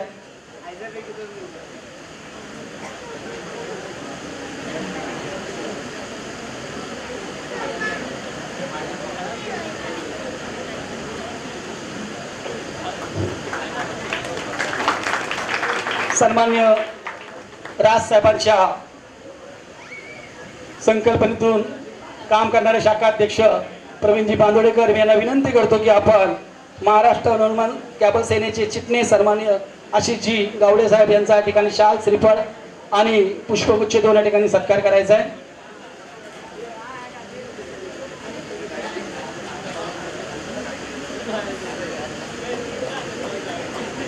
त्याचप्रमाणे महाराष्ट्र नवनिर्माण माताडी सेनेचे चिटणीस सन्माननीय संजयजी कांबळे साहेब यांना विनंती करतो की आपण या ठिकाणी स्टेजवर यायचं आहे. त्याचप्रमाणे आपल्या या गुणगौरव सोहळ्याचा कार्यक्रमासाठी ज्यांनी करिअर गायडन्स केले सन्माननीय गणेशजी सर यांचा या ठिकाणी शाखा अध्यक्ष प्रवीणजी बांदोडेकर शाल आणि पुष्पगुच्छ देऊन स्वागत करतील. मी सन्माननीय गणेश सरांना विनंती करतो की आपण हा सत्कार स्वीकारायचा आहे. सन्मान्य गणेश सर.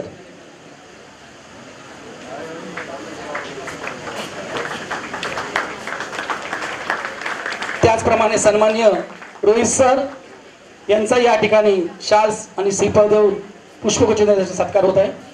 सन्मान्य रोहित सर.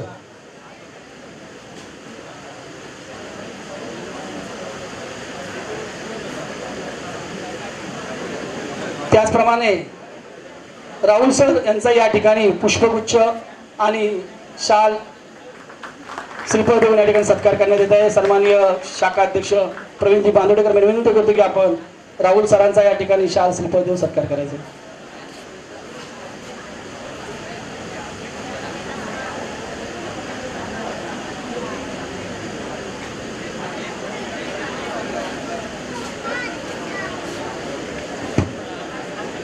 कुठल्याही कार्यक्रमाची एक रूपरेषा असते, एवढ्या संपूर्ण विद्यार्थ्यांपर्यंत पोहोचणं, त्याचप्रमाणे त्यांची माहिती गोळा करणं, जेवढे सगळे इथे मार्गदर्शक सर अवेलेबल आहेत त्यांना संपर्क करणं, ही सगळी जी भागदौड असते, जी रचना असते, जी ज्यांनी पूर्ण केली, या कार्यक्रम यशस्वी त्यांनी सदैव पुढाकार घेतला. तर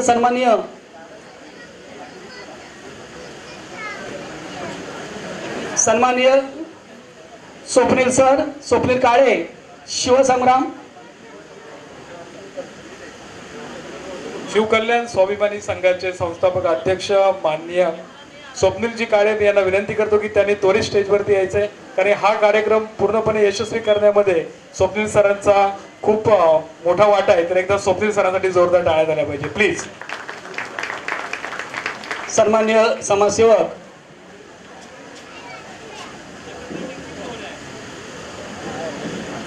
मनसेचे शाखा अध्यक्ष सन्मान्य प्रवीण बांदोडेकर विनंती करतो की आपण या ठिकाणी स्वप्नील काळे सरांचा या ठिकाणी शाल आणि पुष्पगुच्छ देऊन सत्कार करायचा आहे.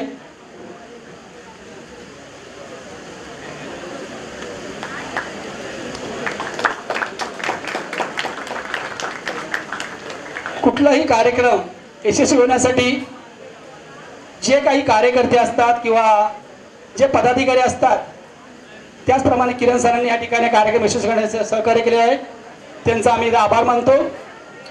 त्याचप्रमाणे समाजसेवक अशोकजी पालांडे सर या ठिकाणी आले, त्यांचा या ठिकाणी प्रवीण बांदोडेकर सांगतो की त्यांना सत्कार करावा पुष्पगुच्छ देऊन.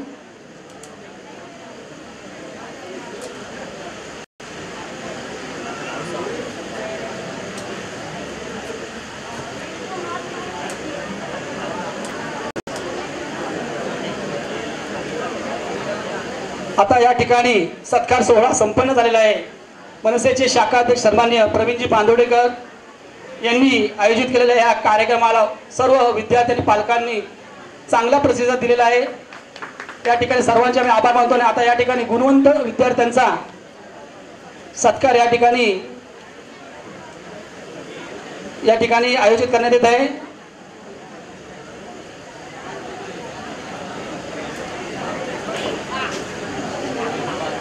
हॅलो.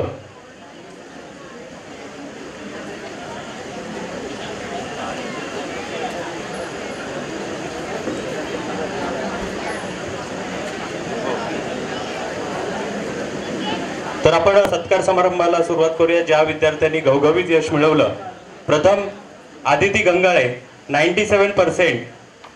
तिला विनंती आहे आणि मी सर्व शिर्के साहेबांना विनंती करतो की आपल्या हस्ते या विद्यार्थिनीचा गुणगौरव करायचा आहे.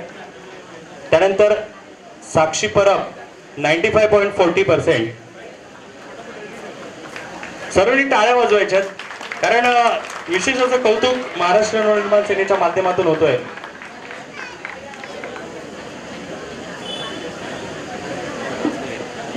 साक्षी परब यानंतर सेकंड साक्षी परब 95.40.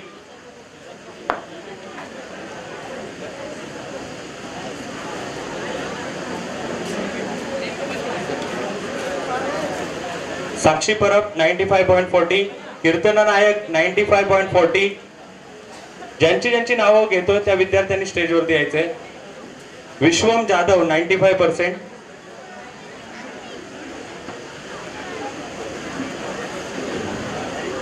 प्रवारा महाडिक 94.80, त्यानंतर पल्लवी बल्लाळ 94.20, स्नेहा महाडिक 94, ईश्वरी गिलबिले 93.40,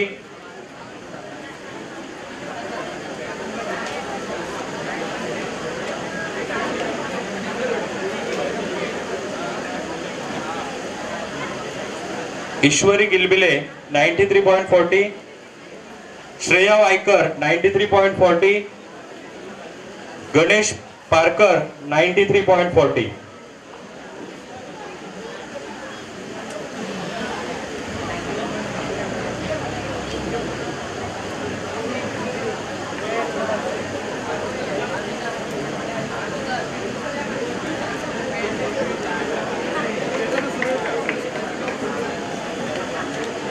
अक्षदा रणावरे 93.20, ओम फडतरे 93.20, सायली सहाने 93.20, जगदीश हंडे 93%.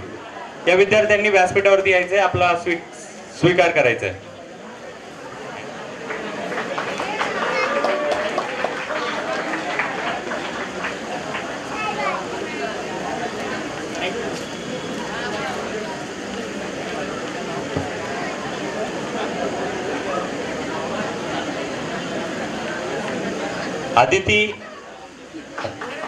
आदित्य वाघ 93%,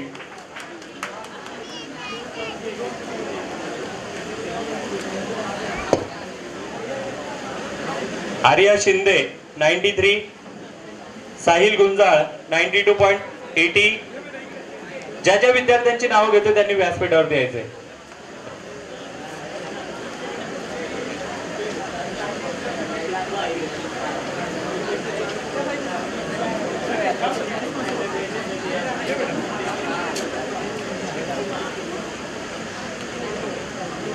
दिशांत सातपुते 92.80, सक्षम वाघ 92.80,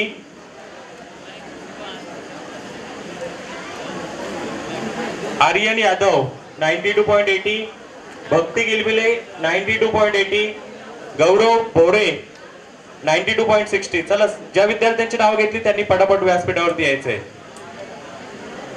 दिशांत सातपुते, सक्षम वाघ, आर्यन यादव, भक्ती गिलबिले, गौरव भोरे. त्यानंतर अथर्व लांबे 92.60, सलोनी गुरव 92.40, समीक्षा लाड 92.40, प्रेम शिंदे 92.40. ज्या विद्यार्थ्यांची नावं घेतली त्यांनी व्यासपीठावरती यायचंय. अथर्व लांबे 92.60, सलोनी गुरव 92.40, समीक्षा लाड 92.40, प्रेम शिंदे 92.40, दक्षित शेळके 92.20, दक्षित शेळके 92.20, विघ्नेश मिरगल 92,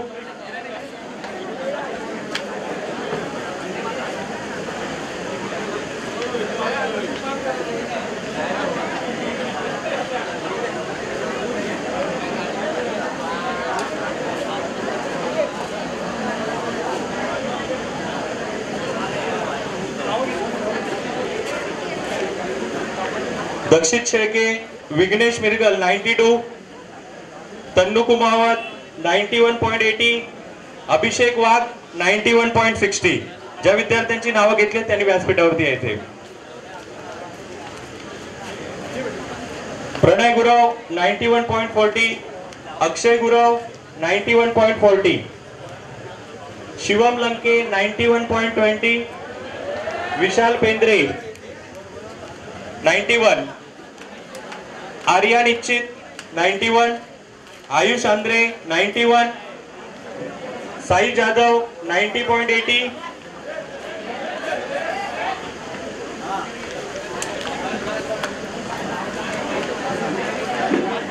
आर्या कुटे 90.60, यश कोतवाल 90.20, प्रतीक्षा कोलम 90.20.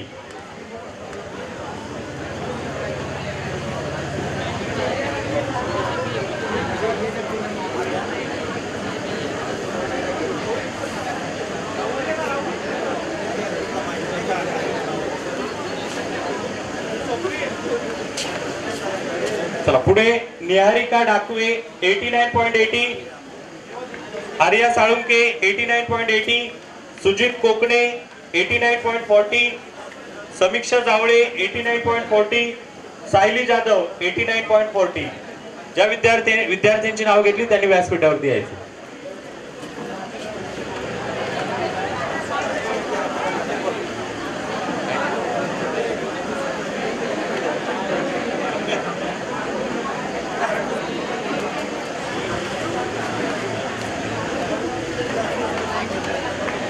ओमकार टुले 89.20, सार्थक सावंत 89, हर्ष सोलकर 89, श्रावणी बोर 88.60, निधी टावरे 88.60, प्राची महाडिक 88.60, प्रीतम मोरे 88.40.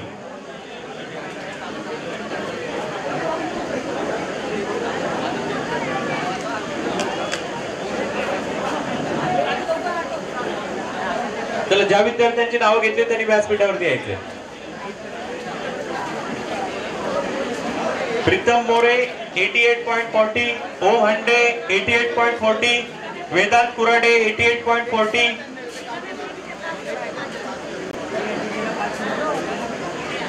आर्या फदाले 88.40, श्रेयस गावडे 88.20, आयुष गाणेकर 88, यश कोकणे 88.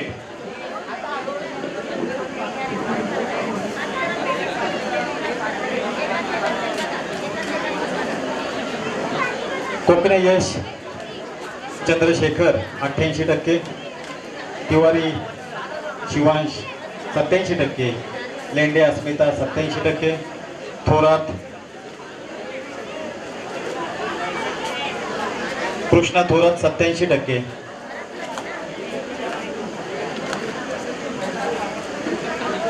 गोरे कृष्णा 87%, चौरासिया साहिल 87%, साठे समीर 87%, शुभांगी जयराम नवले 87%,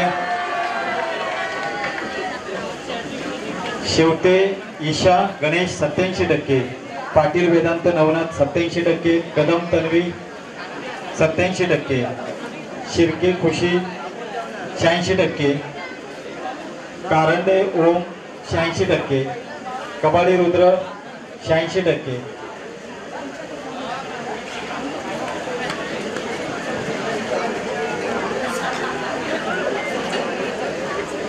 ज्या 10वीच्या विद्यार्थ्यांनी अफाट असं यश संपादन केलेलं आहे त्या विद्यार्थ्यांना करिअरच्या वाटा आता निवडायच्यात.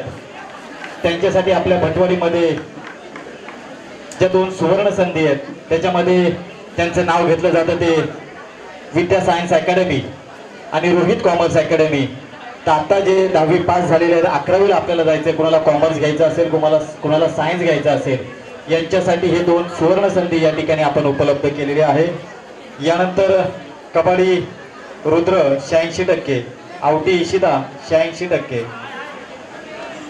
गोपाळे आर्या 86%.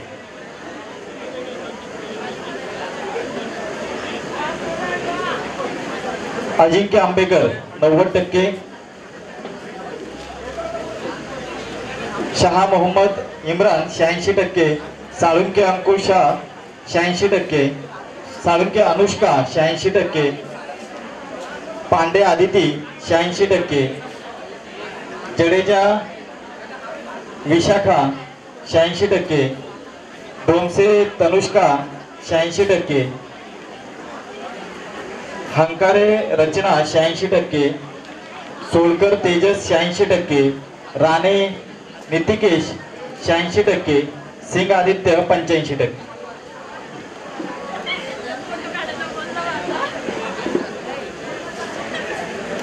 महाराष्ट्र नवनिर्माण सेना प्रभाग क्रमांक 128च्या वतीने या गुणवंत विद्यार्थ्यांचा सन्मान या ठिकाणी होतोय.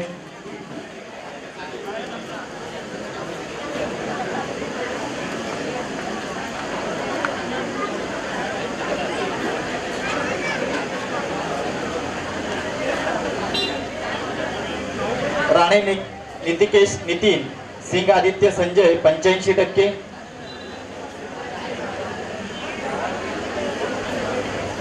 वैजयता रिया परेश 85%, कांबळी भावार्थ 85%,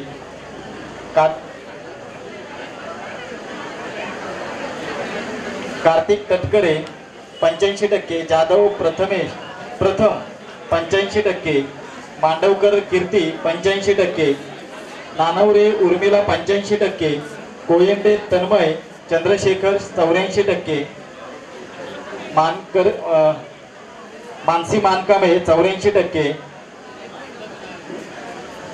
धनश्री देवाडिगा 84%.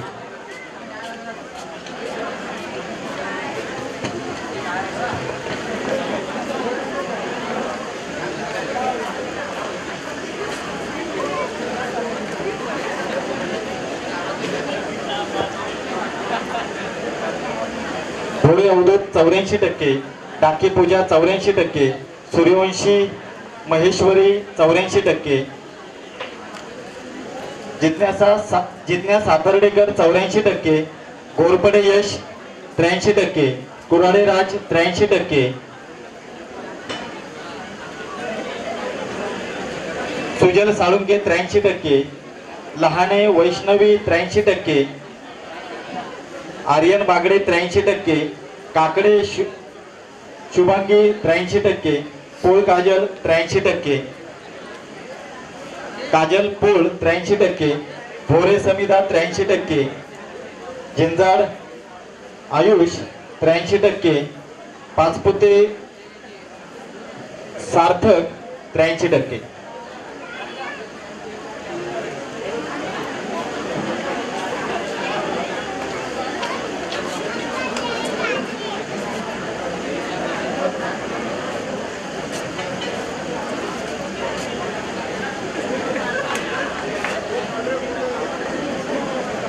राठोड कृष्णा 83%, श्रीराज भावकर 82%, सापट संस्कार सापट 82%, चिमाणे निधी 82%, राव अक्षदा 82%, बोराडे क्षितिज 82%, परब श्रेया 82%,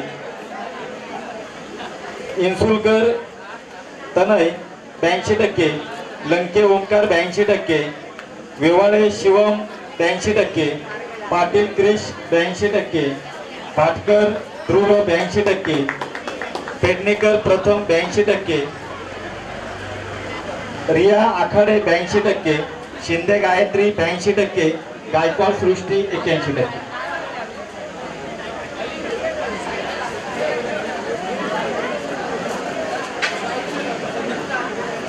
मित्रांनो, आपण 10वी पास झालेला आहात. खऱ्या अर्थाने तुम्ही आता करिअरकडे वाटचाल करतायत. आपण सायन्स मधून डॉक्टर, इंजिनियर किंवा अजून काही व्हाल. कॉमर्स मधून आपण कंपनी सेक्रेटरी असेल, सीए असेल, आपण त्यासाठी प्रयत्न कराल. आपल्या या ध्येयासाठी वाटाडे म्हणून काम करणारे आपल्या भटवाडीतील जे 2 क्लासेस आहेत, त्याच्यामध्ये ज्यांचं अग्रक्रमाने नाव घेतलं जातं ते रोहित कॉमर्स अकॅडमी आणि विद्या सायन्स अकॅडमी यांच्याशी आपण संपर्क साधा. आपल्याला योग्य वाटेवर यशस्वी करण्याचं काम गेली 10 वर्ष ही मंडळी करतायत.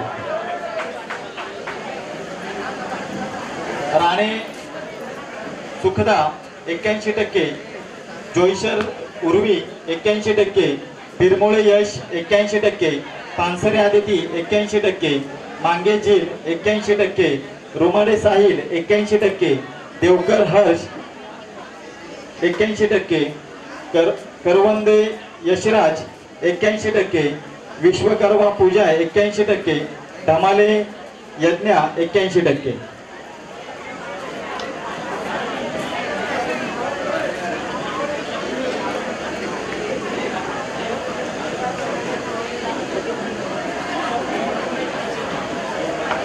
हंबीर तृप्ता 80%, सावंत शुभ्रा 80%, काटे प्रणव 80%, गुरव सृष्टी 80%, पवार शार्दूल 80%.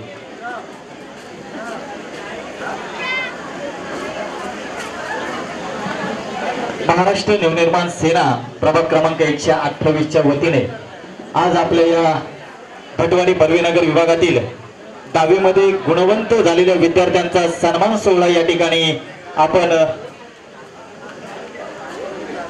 शाखा अध्यक्ष सन्माननीय प्रवीण बांदिवडेकर साहेब यांच्या आयोजनाखाली या ठिकाणी संपन्न करीत आहोत. सुजल शिंदे 83%, आपण आपला सन्मान या ठिकाणी घेऊन जायचा आहे.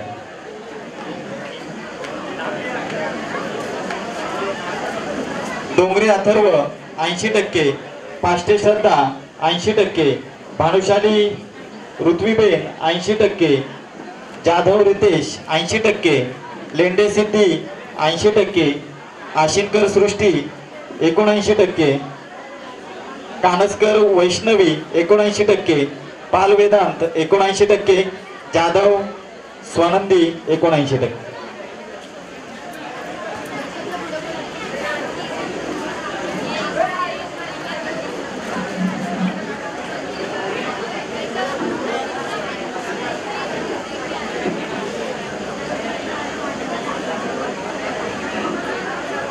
आयुष वरवणकर 78%, गुप्ता कल्पना 78%, तावरे दर्शन 78%, रासकर नियांती 78%, बोडके जय 78%, मयेकर ऋतिका 79%, महाडिक सिद्धी 79%, दाभोळकर गौरव 79%, हाडवळे तनश्री 79%, लांबे शिवानी 79%, झावरे सिद्धी 79%, बोराडे श्रावणी 78%, शिंदे वेदिका 78%, मस्के दर्शील 78%, चौधरी आर्या 78%, भोसले श्रावणी 78%.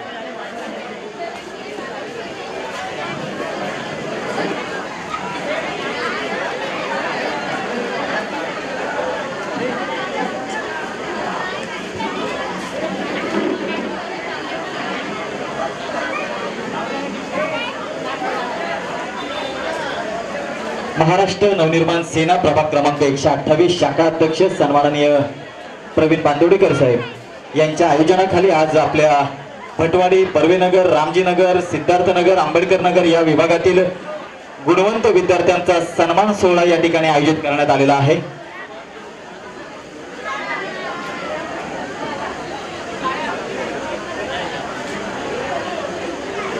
वरवटकर आयुष 78%, जाधव मानसी 78%, तारकर श्रेया शरयू 77%, रॉय दिया 77%, भागवत ओंकार 77%, नालकंडे सिद्धेश 77%, इंगवले तनुजा 77%, सुतार शुभ्रा 77%, काळे ईश्वरी 77%, महेंद्रले विघ्नेश 77%, आखाडे विवेक 77%, तांबे हर्ष 77%, वागचौरेकरण 77%, मस्कर आर्यन 77%, खाडे पार्थ 77%.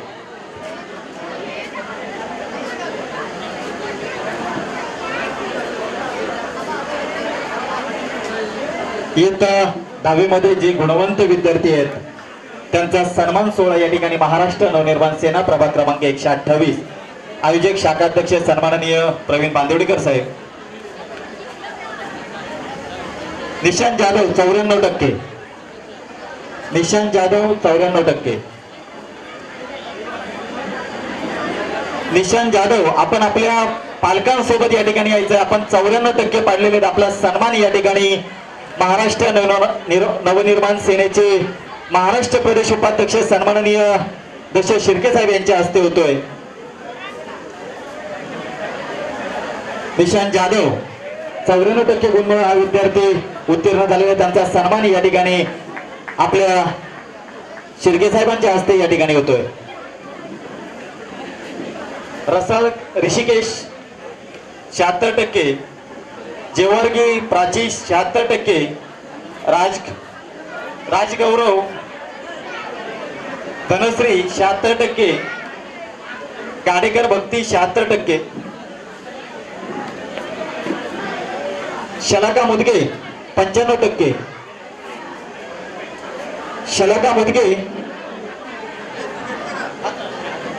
शलाका मुदगे 95%. आपण आपल्या पालकांसोबत या ठिकाणी यायचंय. शलाका मुदगे. गाडेकर भक्ती 76%. बनसोडे सृष्टी 76%. पवार आदिती 76%. गौरी अर्णव 76%.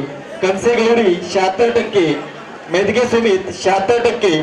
पाटे सलोनी 76%. कुराडे श्रावणी 76%. गाग आदिती 75%. पवन आदिती 75%. शिंदे आर्या 75%. नंद मयुरेश 75%.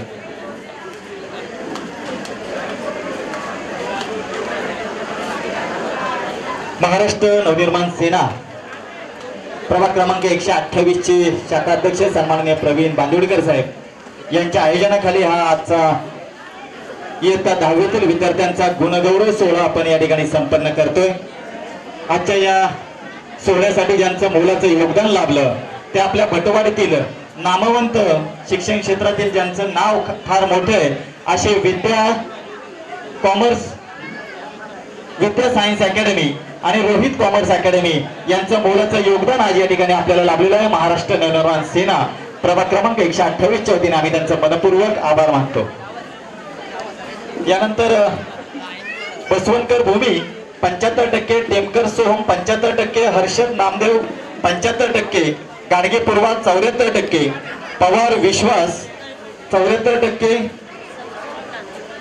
पवार विशू 74%. नेहा पाडेकर 74%. आचरेकर गौरव 74%. भागवत मितेश 74%. पाटील वेदांत 74%. पाटील यज्ञेश 74%. काष्टे सुजल 74%. येवले अर्चित 74%. फुले आयुष 74%. अलकुंटे नम्रता 73%. गार्डी श्रेया 73%.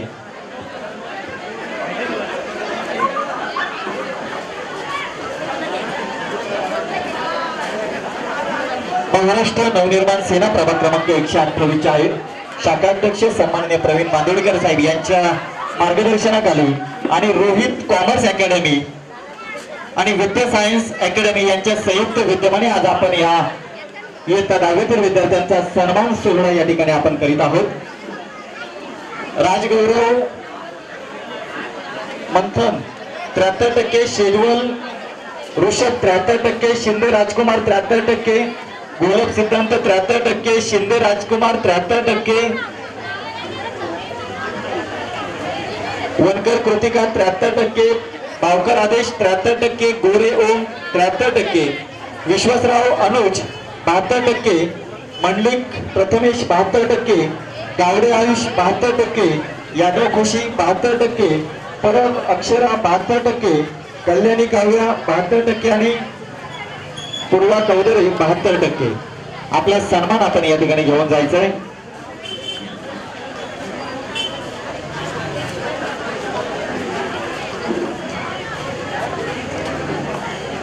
महाराष्ट्र नवनिर्माण सेनेचे शाखाध्यक्ष आणि प्रत्येक सामाजिक कार्यामध्ये जे आघाडीवर असतात असे आपले शाखाध्यक्ष प्रवीण बांदोडकर साहेब यांच्या संकल्पनेतून आज आपण हा विद्यार्थी गुणगौरव सोहळा या ठिकाणी संपन्न करीत आहोत.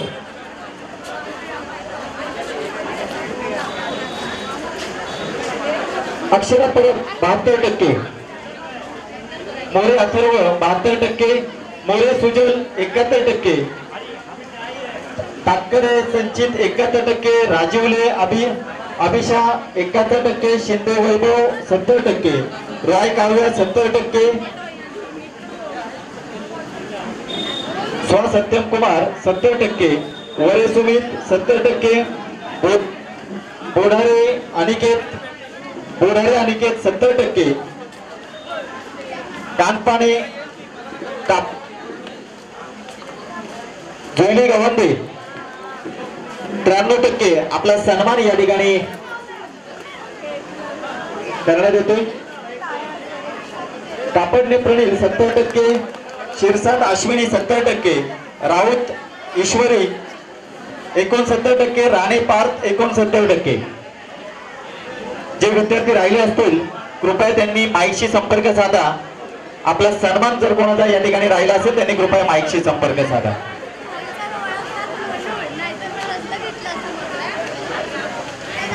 या ठिकाणी आपण सर्वांचा सन्मान करणार आहे. कुणाचा सन्मान या ठिकाणी राहिला असेल त्यांनी कृपया व्यासपीठावर यायचे.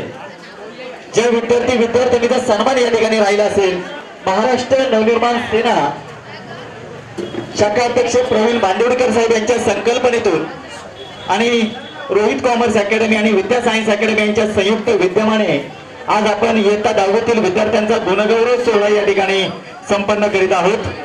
ज्या कोणत्या विद्यार्थ्याचा सन्मान या ठिकाणी राहिला असेल त्यांनी कृपया व्यासपीठावर आपला सन्मान घेऊन जायचा आहे. अनुष्का गाडवे 96%. अनुष्का गाडवे 96% आपला सन्मान या ठिकाणी करण्यात येतो. आपण व्यासपीठावर यायचंय. आपल्यासोबत जर आपले पालक असतील तर त्यांनाही कृपया आपण बोलवा. अनुष्का गाडवे.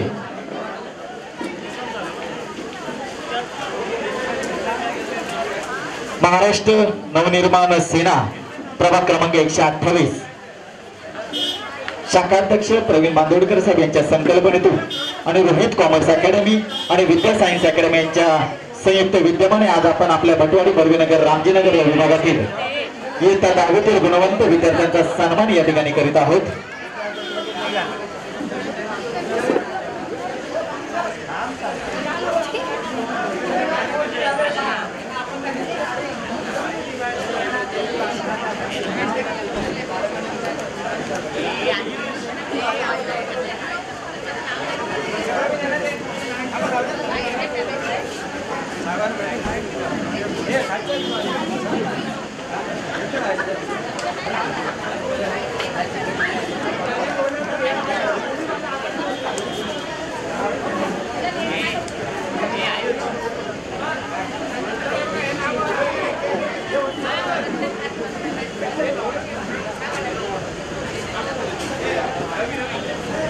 श्रद्धा सुतार 94%. आपण आपल्या पालकांसोबत या ठिकाणी व्यासपीठावर यायचं, आपला सन्मान घेऊन जायचा आहे. श्रद्धा सुतार.